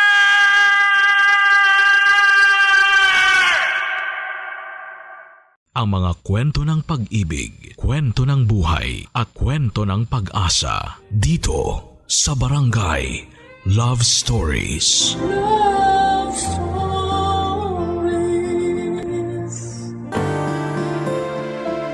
Ang pagmamahal ay hindi palaging may kapalit. Dahil mas mahalaga na minamahal mo ng buo at totoo ang isang tao. Kahit ikaw na lang ang lumalaban. Ikaw, kabarangay, kaya mo bang ipagpatuloy ang pagmamahal kahit na ikaw na lang ang naniniwala? Dear Papa Dudut, sa buhay natin ay palaging may isang taong nagbibigay ng kulay at direksyon sa atin. Yung taong ginagawa nating dahilan para maging matatag tayo at magpatuloy na maging malakas. At masasabi ko na walang ibang pwedeng makapagbigay kulay sa buhay ko kung hindi ang nag-iisang anak kong si Marlon. Papa Dudu, tawagin niyo na lamang po ako sa pangalang Selly. 51 years old at nagtatrabaho bilang mananahe sa isang pabrika. Maaga kong nabiyuda dahil namatay sa stroke ang asawa ko. Kaya naman mula noon ay mag-isa ko nang tinataguyod ang anak kong si Marlon. Maswerte ako na may mabubuting tao na handa pa ring tumulong sa akin noon. Pero hindi talaga naging madali ang pagiging single parent ko. Pero kinaya ko para sa nag-iisang anak ko. Dahil wala naman na siyang ibang aasahan kung hindi ako lamang, Papa Dudut.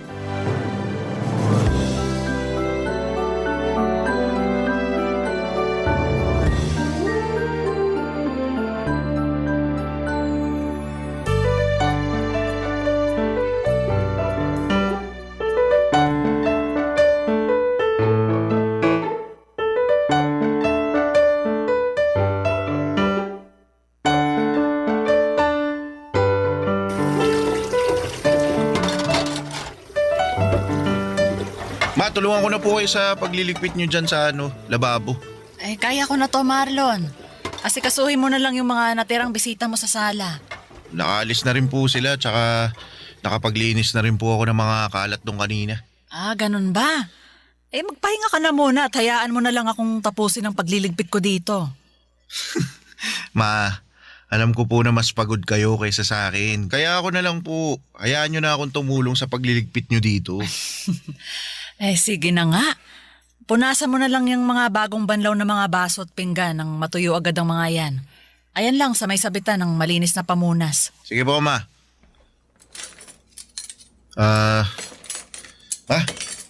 Thank you po pala sa paghahanda nyo para sa pagtatapos ko ng high school. Wala kang dapat na ipagpasalamat sa akin. Kasi alam mo namang matagal ko na rin plinano to. Ilan buwan pa lang bago ang graduation mo, tinanong na kita kung anong mga pagkain ang gusto mong lutuin ko para sa espesyal na araw na to. Opo. At ang sabi ko po sa inyo noon, ayos lang sa akin kahit hindi na tayo maganda para hindi na kayo mapagod sa pagluluto. At hindi ako pumayag kasi espesyal na araw to para sa ating dalawa. Yung araw na nakapagtapos ka ng high school at natupad mo ang isa sa mga pangarap ko para sa'yo. Ang totoo, Ma, nahiya nga po ako sa inyo eh. Ha? Eh bakit naman? Eh kasi po wala naman po akong kahit na anong award na nairegalo sa inyo. Sino namang may sabi na kailangan mong magka-award para may mairegalo ka sa akin? Narinig ko lang po yun sa mga kaklase ko na honor students. Na ang regalo daw po nila sa mga magulang nila yung academic awards na natanggap nila sa graduation namin. Eh akin na nga muna yung pamunas at gagamitin ko muna sa mga kamay ko. Sige po, Ma, ito. Alam mo, anak, malaki ang regalo na binigay mo sa akin sa araw na to. Ang regalo na nakapagtapos ka ng pag-aaral mo. Kahit po wala akong natanggap na kahit na anong award kanina. Oo naman. Ay, pahawak nga ako nitong mga kamay mo. Anak, hindi mo kailangan na magkaroon ng kahit na anong award o kahit matataas na grade para mapasaya ako. Mas importante sa akin na alam ko kung paano mo pinagsumikapan ang lahat para matapos mong pag-aaral mo. Salamat po, Ma. Kasi na-appreciate nyo rin po yung effort na ginawa ko para makatapos ng high school. Ay, ako ang dapat na magpasalamat sa'yo, Marlon. Salamat kasi sinuklian mo ang lahat ng ginawa kong pagtatrabaho para sa pag-aaral mo. Salamat sa high school diploma na regalo mo sa akin. Basta, Ma, pagbubutihan ko pa po lalo ang pag-aaral. Lalo na sa kolehiyo. Pangako po, Ma. Ako naman po ang babawi sa inyo. Papadudot nung nabubuhay ang asawa ko ay simple lang ang buhay namin. Nagtatrabaho siya sa munisipyo at ako naman ay nagdesisyon na maging housewife. Sa asawa ko talagang si Manuel nanggaling ang ideya na yon. Dahil may trabaho din ako noon sa isang hardware shop.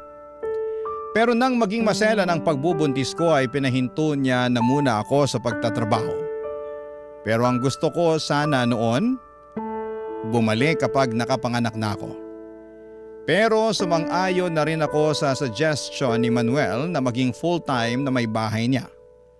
Gusto niya rin na matutukan ko ang pag-aalaga hindi lang sa kanya, kung hindi pati na rin sa anak naming si Marlon. Naging mabuting asawa at tatay ang asawa ko, Papa Dudut.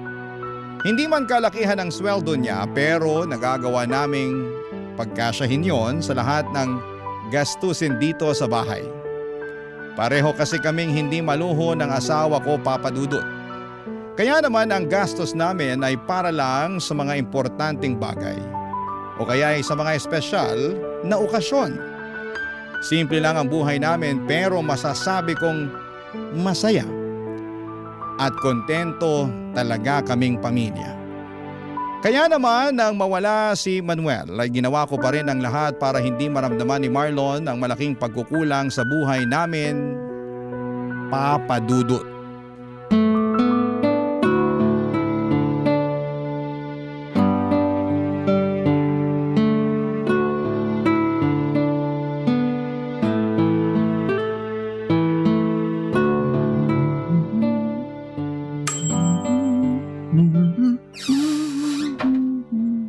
Marlon, ang aga mo naman yatang nakauwi ngayon.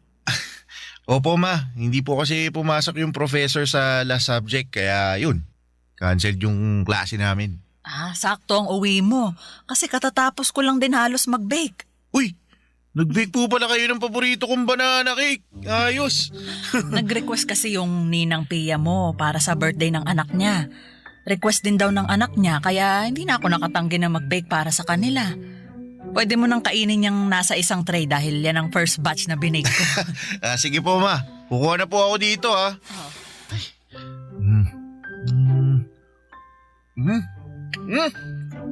Grabe naman po mo, napakasarap talaga nitong banana cake na gawa nyo, ayos. Anak, para namang ngayon mo lang natikman ang banana cake na binibake ko. Iba po kasi yung pagkaka-bake nyo ngayon, sobrang sarap. Ma, hingi pa ako ha.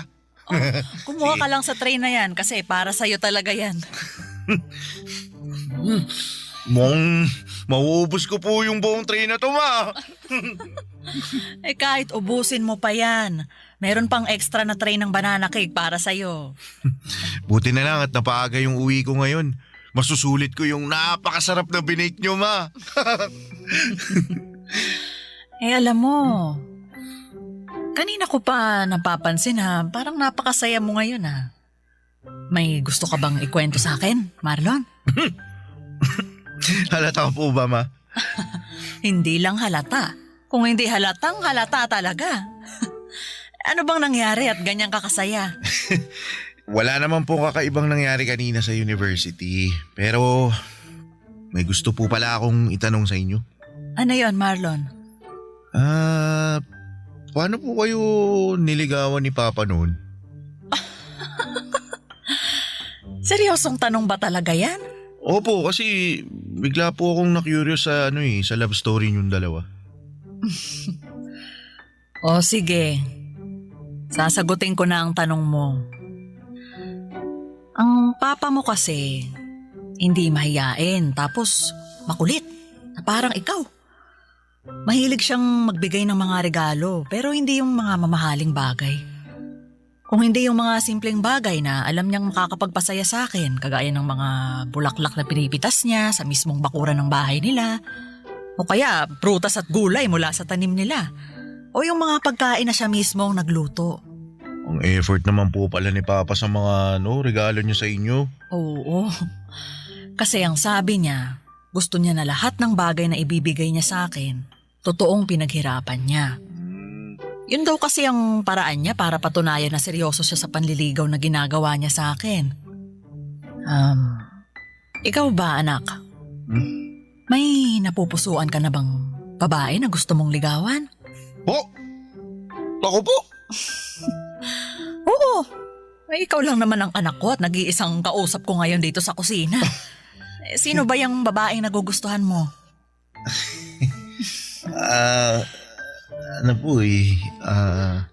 Kaklase mo ba yan? Hindi po, pero estudyante rin po siya sa university na malapit sa amin. Giselle po yung pangalan niya, ma. Ganda siya. Mabait. May cute na dimple sa magkabilang pisngi niya. Tapos kapag ngumingiti po siya, mas lalo po siyang nagiging cute sa paningin ko. Tsaka mabait po talaga siya. Sigurado ako, magugustuhan niyo po siya, ma.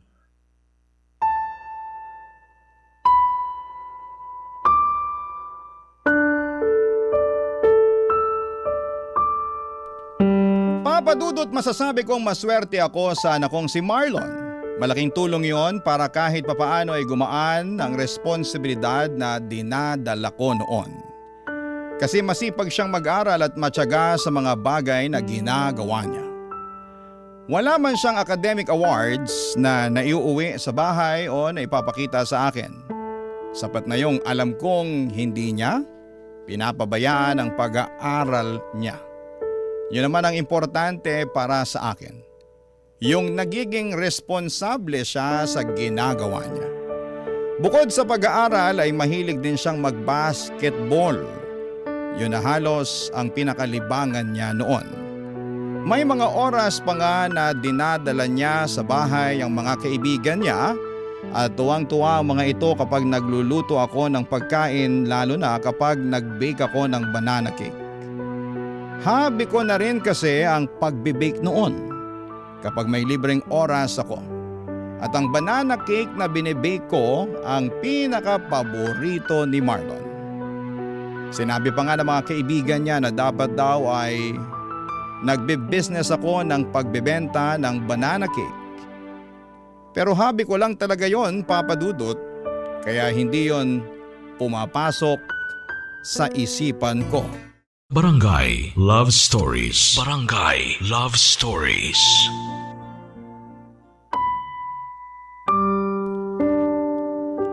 Papa Dudut, hindi madalas magkwento si Marlon ng tungkol sa mga babaeng nagugustuhan niya. Naririnig ko lang sa mga kwentuhan nila minsan na may mga kaibigan niya na nag-uusap kapag nakatambay sila sa bahay. Ang pag-aasaran nila ay tungkol dito. Kaya nang magkwento na sa akin si Marlon ay natuwa talaga ako. Kasi yun ang unang beses na ginawa niya yon. Nararamdaman ko kaagad na medyo malalim ang pagkagusto niya kay Giselle. Kasi iba ang mga ngiti sa labi niya habang nagkukwento tungkol dito. Papa Dudut, madalas din na hawak niya ang cellphone niya kapag nasa loob siya ng bahay. Nakangiti habang nakaharap dito. Sa 10 oras naman ng gabi ay naririnig ko rin ang boses niya na mahinang nagsasalita at tumatawa. Sigurado akong si Giselle rin ang kausap niya noon. Wala naman akong ibang nakikitang problema at masaya pa nga ako kasi nakikita kong inspirado ang anak ko. Alam ko rin na hindi niya naman pinapabayaan ang pag-aaral niya.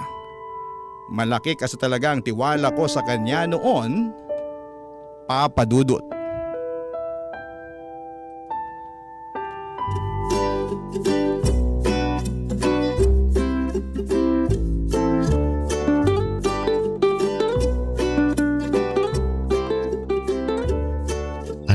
Masasabi mo sa sinigang na hipon na luto ni Mama? Masarap, Marlon. Kinilig ka sa sarap, di ba? Parang ganun na nga. Sabi ko naman sa iyo masarap magluto yung mama ko. Mamaya matitikman mo yung napakasarap na banana cake na palagi niyang binibig. Nirequest ko talaga yun para sa iyo. Naku, kapag natikman mo yun, makakalimutan mo talaga yung pangalan mo. Totoo ba yan, ha? Marlon, baka naman masyado nang mag-expect si Giselle na masarap ang binibake ko na banana cake, ha? Bakit? Masarap naman po talaga, Ma. Ang dami na nga pong gustong umorder at maging reseller ng binibake nyo eh. Kayo na lang po talaga yung tumatanggi sa kanila. Alam mo naman na hobby ko lang ang pagbibake na ginagawa ko, Marlon. Pareho po kayo ng mommy ko, tita. Mahilig din po siyang mag-bake. Talaga? Ano yung madalas na binibake ng mami mo? Chocolate brownies and muffins po, tita. Pero hobby lang din po niya ang mag-bake kasi ayaw niya rin po niya gawing business yun eh. Alam mo, sa totoo lang kasi, magastos din gawing business ang pagbibake. Malaki-laking puhunan ang kailangan namin kung gusto talaga naming simulan yun. Marami ring oras ang makakain sa bawat araw namin. Nabanggit din po yan ni mommy, tita. Pareho naman daw silang may maayos na trabaho ni daddy kaya hindi niya pinupush na gawing business. Tsaka ayaw niya rin daw po na bawasan pa ang budget na para sa bahay o sa pag-aaral ko. Kaya nga sabi ko kay mommy sa oras na makatapos ako ng pag-aaral at magkaroon ng regular na trabaho, ako mismo ang magpapatayo ng bakery para sa kanya. Nakakatuwa ka naman, Giselle.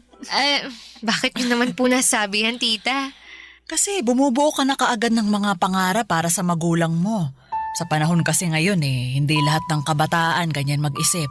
Pero ayos lang naman sa akin kasi alam ko na iba na talaga ang kinasanayan ng mga tao ngayon. Magkakaiba nga po ang paniniwala ng mga tao pagdating sa bagay na yan. Basta para sa akin po, obligasyon pa rin naming mga anak na suklian lahat ng naging sakripisyo ng mga magulang namin. Sana dumami pa ang mga anak na kagaya mo. Kasi hindi lahat ng magulang nagkaroon ng oras na makapag-ipon para sa sarili nila. Yung iba, binuhos ang oras at buhay nila sa mga anak nila. Pero para sa akin naman, hindi ko naman inoobliga si Marlon na tulungan ako sa oras na makatapos na siya ng pag-aaral niya. Pero sinabi ko rin naman po sa inyo na gusto ko rin makabawi sa inyo, ma. Nakwento rin po ni Marlon sa akin yung mga pangarap niya para sa inyo, tita. Talaga? Ano naman ang nakwento ng anak ko sa'yo na tungkol doon? Yung plano niyang pagbili ng malaking bahay para sa inyo, pagpapalago ng negosyo niyo, tsaka pagkuha ng sasakyan, para kayo naman po ang maihahatid at sundo niya. Ay naku, nakakatuwa talagang marinig yan mula sa inyo ng mga kabataan. Siguro, para sa akin lang ha, ayoko naman na itali ng mga anak ang buhay nila sa pagtulong sa mga magulang na kagaya ko. Kayo ang responsibilidad namin hanggang sa tumanda na kayo at magkaroon ng sariling mga buhay. At kahit anong mangyari, responsibilidad naming mga magulang ang sarili namin.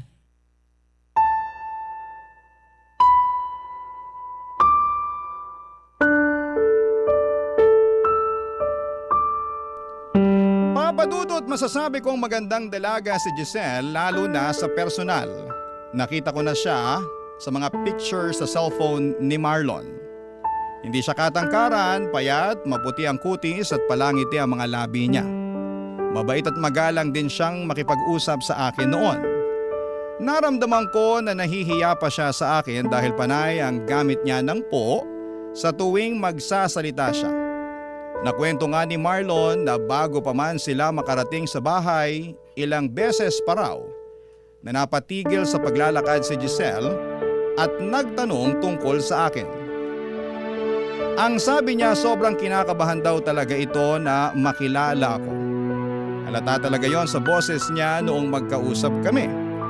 Pero hindi naman nagtagal noon at naramdaman ko na kahit papaano ay nagiging magaan na ang loob niya na kausap ako. Sa unang beses na nakilala ko ng personal si Giselle bilang nililigawan ng anak ko ay nagustuhan ko na kaagad siya para kay Marlon.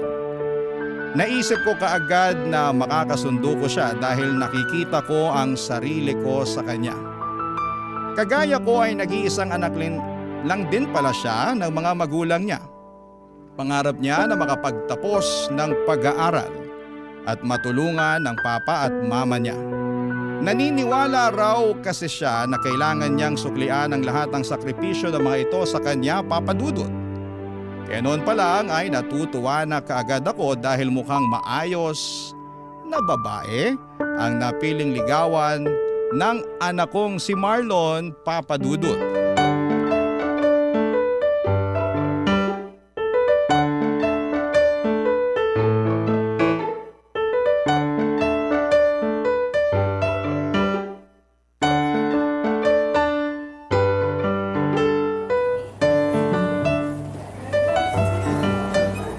Hoy, Selly! Mabuti naman nandito ka pa sa kantin.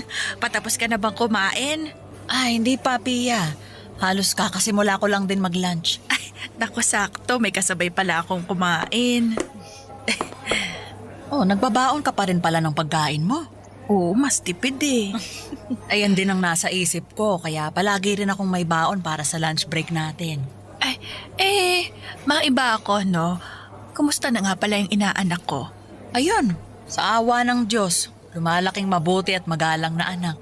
Ay, hindi ka ba niya binibigyan ng sakit sa ulo? Naku, hindi. Kagaya ng sabi ko, mabait talaga si Marlon. Masipag mag-aral, saka may nililigawan na ngayon. Ay, talaga? Ay, mabuti ayos lang sa'yo na nanliligaw na yung anak mo. Oo naman. Wala naman akong nakikita na masama sa ginagawa niya, Pia. Binata naman si Marlon at dalagang nililigawan niya. Alam mo kasi, iba na rin ang mga kabataan ngayon. Baka lang makabuntis na maaga yung inaanak ko. Naku, may kilala ko ang anak ko at alam ko na responsable siya sa bawat bagay na ginagawa niya. Nakilala ko na nga rin yung nililigawan niya eh. Talaga? Oo. Paminsan-minsan dumadalaw din sa bahay. Nako mabait naman ba? Oo, mabait saka magalang. Gusto ko na nga ang batang yun para sa anak ko eh. Pero ang sabi ni Marlon, hindi niya minamadali si Giselle. Maghihintay siya na maging handa na si Giselle na sagutin siya.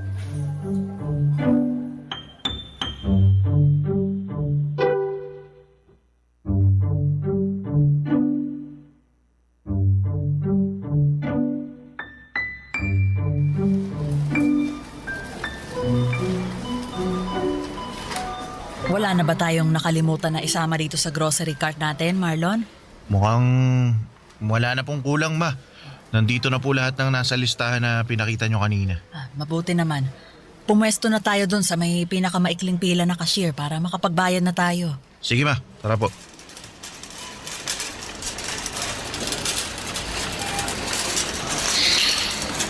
Ang daming tao ngayon dito sa grocery, no? Oo nga po, May. Mabuti na lang sinamahan mo ko at nagawa kong tapusin agad ang pag-grocery ko. Hindi rin naman po ako busy ngayon. Wala ba kayong lakad ni Giselle? Wala po, ma. Umuwi po kasi sila ng parents niya sa Pangasinan para sa birthday celebration ng lola niya. Pero, ma, ano pong tingin nyo kay Giselle? Mukha naman siyang mabait talaga, Marlon. Natutuwa nga ako at napakagalang niya makipag-usap sa akin. Halata na mahiyain talaga siya, lalo na nung unang beses ko siyang makausap. Mahihain po talaga yun.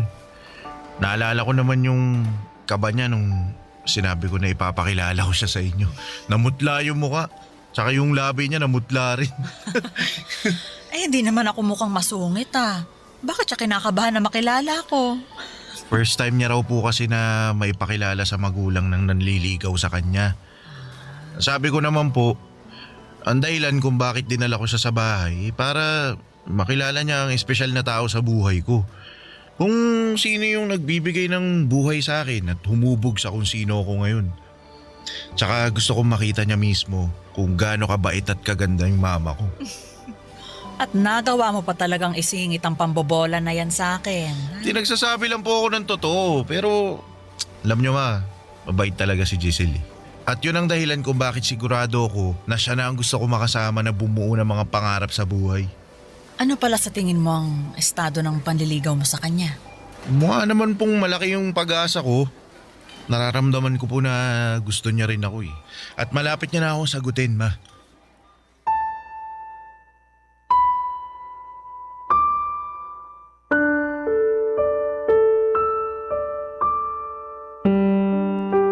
Papadudot kagaya ng sinabi ko kanina. Yun ang unang pagkakataon na may naikwento sa akin si Marlon na tungkol sa babaeng nagugustuhan niya.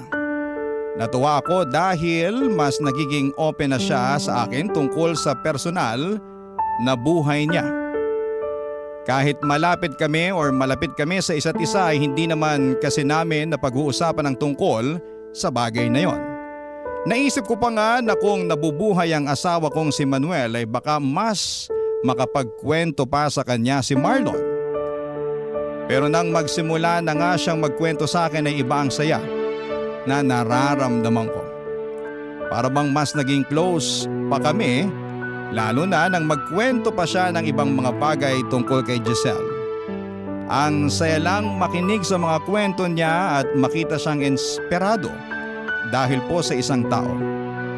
Halos hindi nawawala ang ngiti sa mga labi niya, lalo na kapag hawak niya ang cellphone niya, lalo na kapag kausap niya doon si Giselle. Papadudot. Barangay Love Stories. Barangay Love Stories. Papadudot, masasabi ko na nagmana si Marlon sa asawa kong si Manuel pagdating sa kung papaano sila magmahal ng isang babae.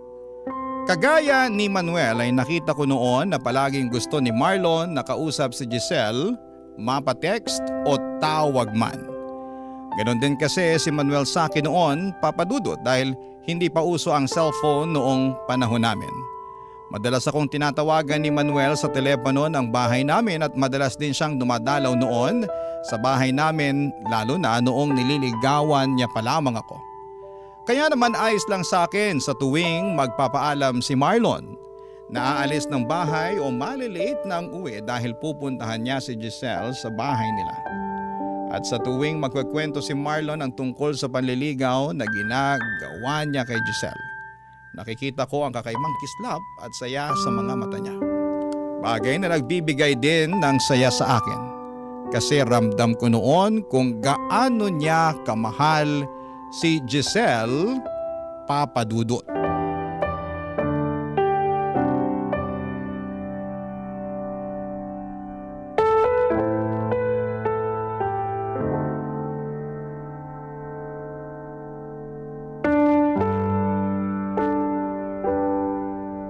Oh, Marlon, ayos ka lang ba? Oh! Opo ma, ayos lang ako. Sigurado ka? Opo. Eh bakit parang ibang boses mo kanina? Nagbubukas pa lang nitong pinto, naririnig na kitang halos nanggigigil dyan sa cellphone mo. May problema ba anak? Ma, sinabi ko na nga wala akong problema, di ba? Ano po ba mahirap intindihin sa sinabi ko? Ayos lang po ako, kaya hindi nyo na kailangan paulit-ulit na tanungin. At hindi mo rin kailangan na magtaas ng boses habang kausap mo ko, Marlon. Pasensya na po ma. Ayos lang. Ano ba kasing problema? Sino ba yung parang paulit-ulit na tinatawagan mo? Wala po ma. Yung kaklase ko lang po yung tinatawagan ko kasi may kailangan ako itanong tungkol sa research paper namin eh. Sige po, papasok na muna ako sa kwarto kasi may gagawin pa ako eh.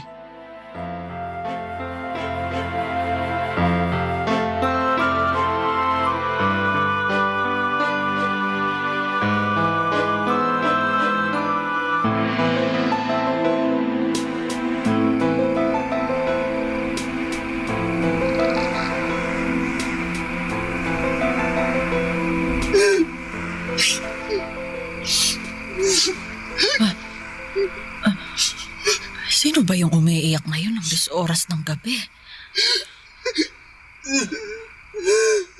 Teka, parang boses ni Marlon yun ah. Ay, makabangon na nga muna nang mapuntahan ko siya.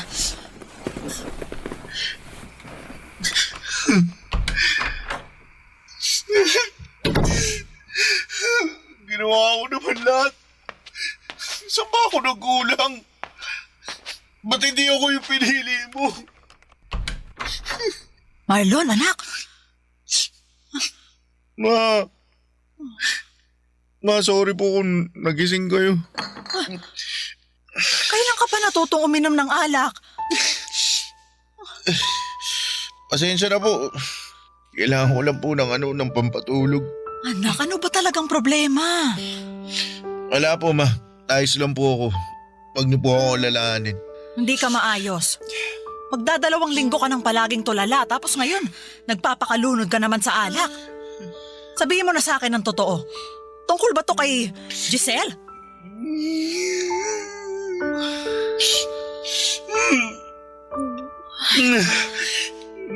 Nag-away ba kayo ni Giselle?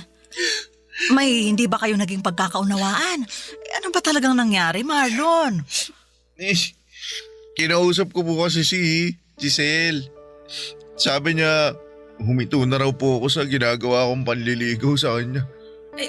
Baka naman kasi gusto lang niya na mas makapag-focus muna sa pag-aaral niya. Kaya niya sinabi yun. Ma, hindi po kasi yun yung dahilan kung bakit niya ako pinahinto sa panliligaw ko sa kanya. Ano bang naging dahilan niya? Sabi niya po kasi, sabi niya may boyfriend na raw po siya. May mahal na siyang iba kaya wag ko na raw sayangin yung oras ko sa kanya. Ma, ba't naman ganun? Ginawa ko naman lahat eh.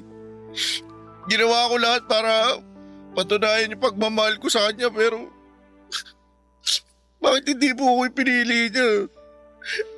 Bakit ako po yung naiwan? Anak, si Giselle lang ang makakasagot sa mga tanong mo, ha? Alam kong mahirap pero sa ngayon, kailangan mong magpakatatag. Hindi lang naman si Giselle ang babaeng pwede mong mahalin. Bata ka pa, Marlon.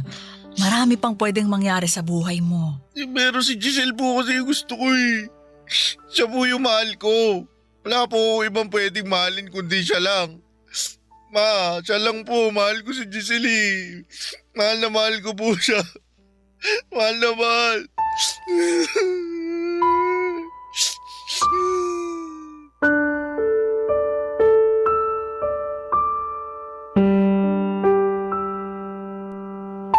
Papadudot, alam kong napakabata pa ni Marlon para maramdaman ang totoong pagmamahal para sa isang babae. Marami pa siyang iba na pwedeng makilala at mahalin.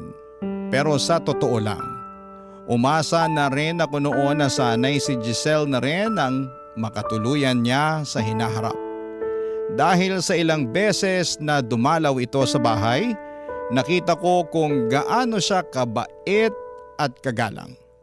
Kaya pati ako ay nalungkot nang malaman ko na hindi niya kayang suklian ang pagmamahal ng anak ko.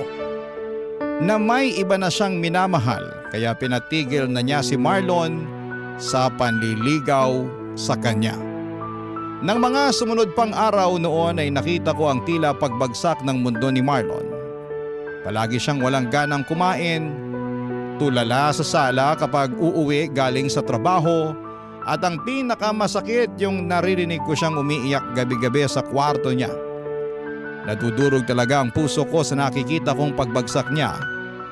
At ginawa ko po ang lahat para maiparamdam sa kanya na lilipas din ang lahat ng sakit na nararamdaman niya. Na hindi lang kay Giselle titigil ang mundo niya, na magagawa niyang makausad kahit paunti-unti. Kaya lang ay bago pa man niya magawa yun ay tila sumuko na mismo ang katawan niya. Dahil isang umaga ay hindi na lamang siya nagising. Papa Dudut.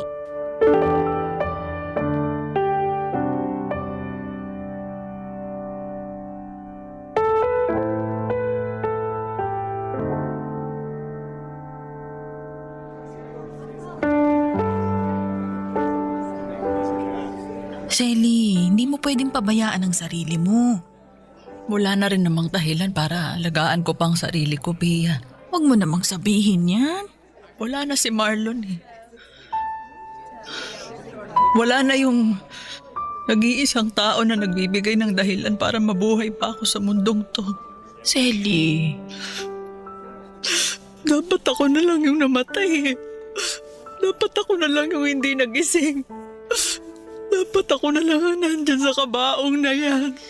Tama na yan. Huwag ka magsalita ng ganyan. Alam mo, Pia, akala ko talaga okay na si Marlon. Na kahit paano, nakakausad na siya. Magkasabay pa kaming naghapunan noon. At nakita ko na rin siyang ngumiti ulit. Yun pala. Yun na ang huling beses na makikita ko siyang nakangiti. Pia, napakabata pa ng anak ko. Napakabata pa niya para mamatay. May dahilan kung bakit maaga siyang kinuha ng Diyos. Isipin na lang natin na hindi niya na mararanasan pa yung ibang paghihirap sa mundong ito. Sally, lakasan mo lang loob mo, ha? Kailangan mas lalo kang magpakatatag ngayon. Tita Selly. Giselle, anong ginagawa mo dito? Nakikiramay po ako. Ikaw? Nakikiramay? Ang lakas naman talaga ng loob mong pumunta talaga dito sa burol ng anak ko. Sally, uminahon ka. Paano ko hihinahon kung nasa harapan ko ang dahilan kung bakit namatay ang anak ko? Tita, wala po akong kasalanan. Wala! Sigurado ka? Kung hindi mo pinaasa ang anak ko, hindi siya masasaktan ng sobra. Hindi ko po pinaasa si Marlon. Kung hindi mo siya pinaasa, sana hindi ka na lang pumayag na ligawan ka niya. O sana, hindi mo na lang pinatagal ang panliligaw niya sa'yo. Giselle, alam ko namang hindi mo obligasyon na mahalin ang anak ko. Hindi mo obligasyon na suklian ang pagmamahal niya sa'yo, pero sana, hindi mo na lang siya pinaasa. Sana hindi mo na lang sinayang ang pagmamahal niya sa'yo. Kaya umalis ka na dito! Umalis ka na! Sally! Huwag mong itulak si Giselle! Umalis ka na dito! Sally! Sandali lang po. Gusto ko lang pong makita si Marlon kahit saglit lang. Wala kang karapatang makita siya dahil ikaw ang dahilan kung bakit nandyan sa kabaong na yan! Umalis ka! Umalis ka Tita, na! sorry po. Hindi ko po gusto na mangyari sa kanya to. Hindi ko po gusto mawala si Marlon. Sorry po, Tita. At hindi na rin umubuhay ng mga sorry mo si Marlon! Sally, tama na. Huminahon ka na. Umalis ka na dito, Giselle! At ayoko nang makita yung pagmumukha mo kahit kailan. Naging mabait sa'yo si Marlon. Wala siyang ibang ginawa kung hindi ang mahalin ka. Pero sinaktan mo lang siya. At ikaw ang dahilan kung bakit siya namatay. Ikaw ang pumatay sa anak ko, Giselle. Kaya umalis ka na bago pa kita kaladkarin palabas ng pamamahay ko. Umalis ka na!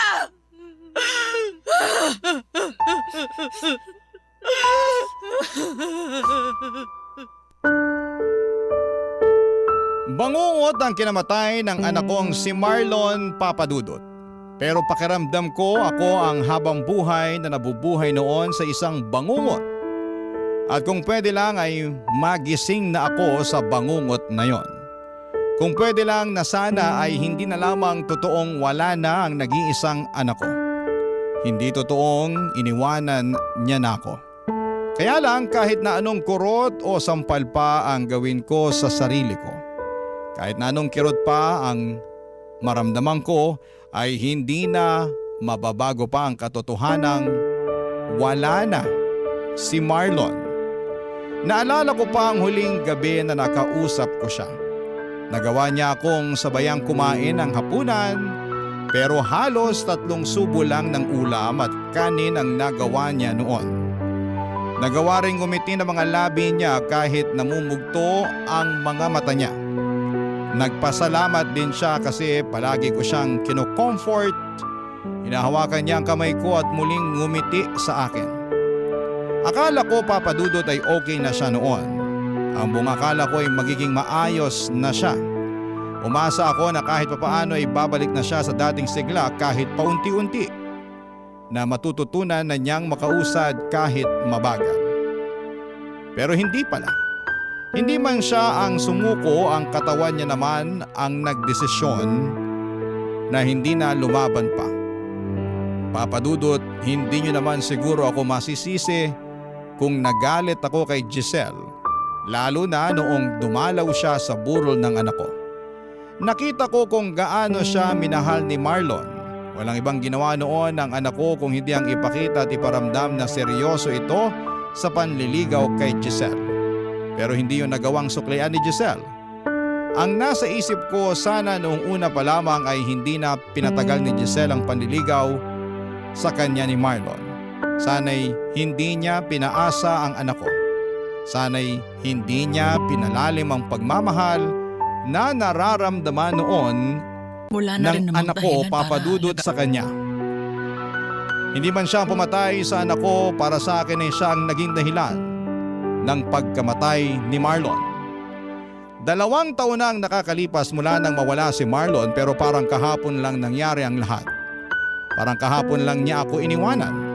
At umaasa ako na sa paghilom ng sugat ng puso ko Papadudot dahil sa pagkawala niya ay maghilom din ang galit na nararamdaman ko para kay Giselle.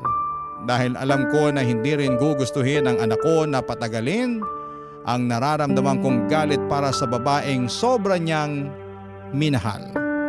Salamat po sa pagbasa ng aking liham at sa mga kagaya ko na nawala ng minamahal sa buhay.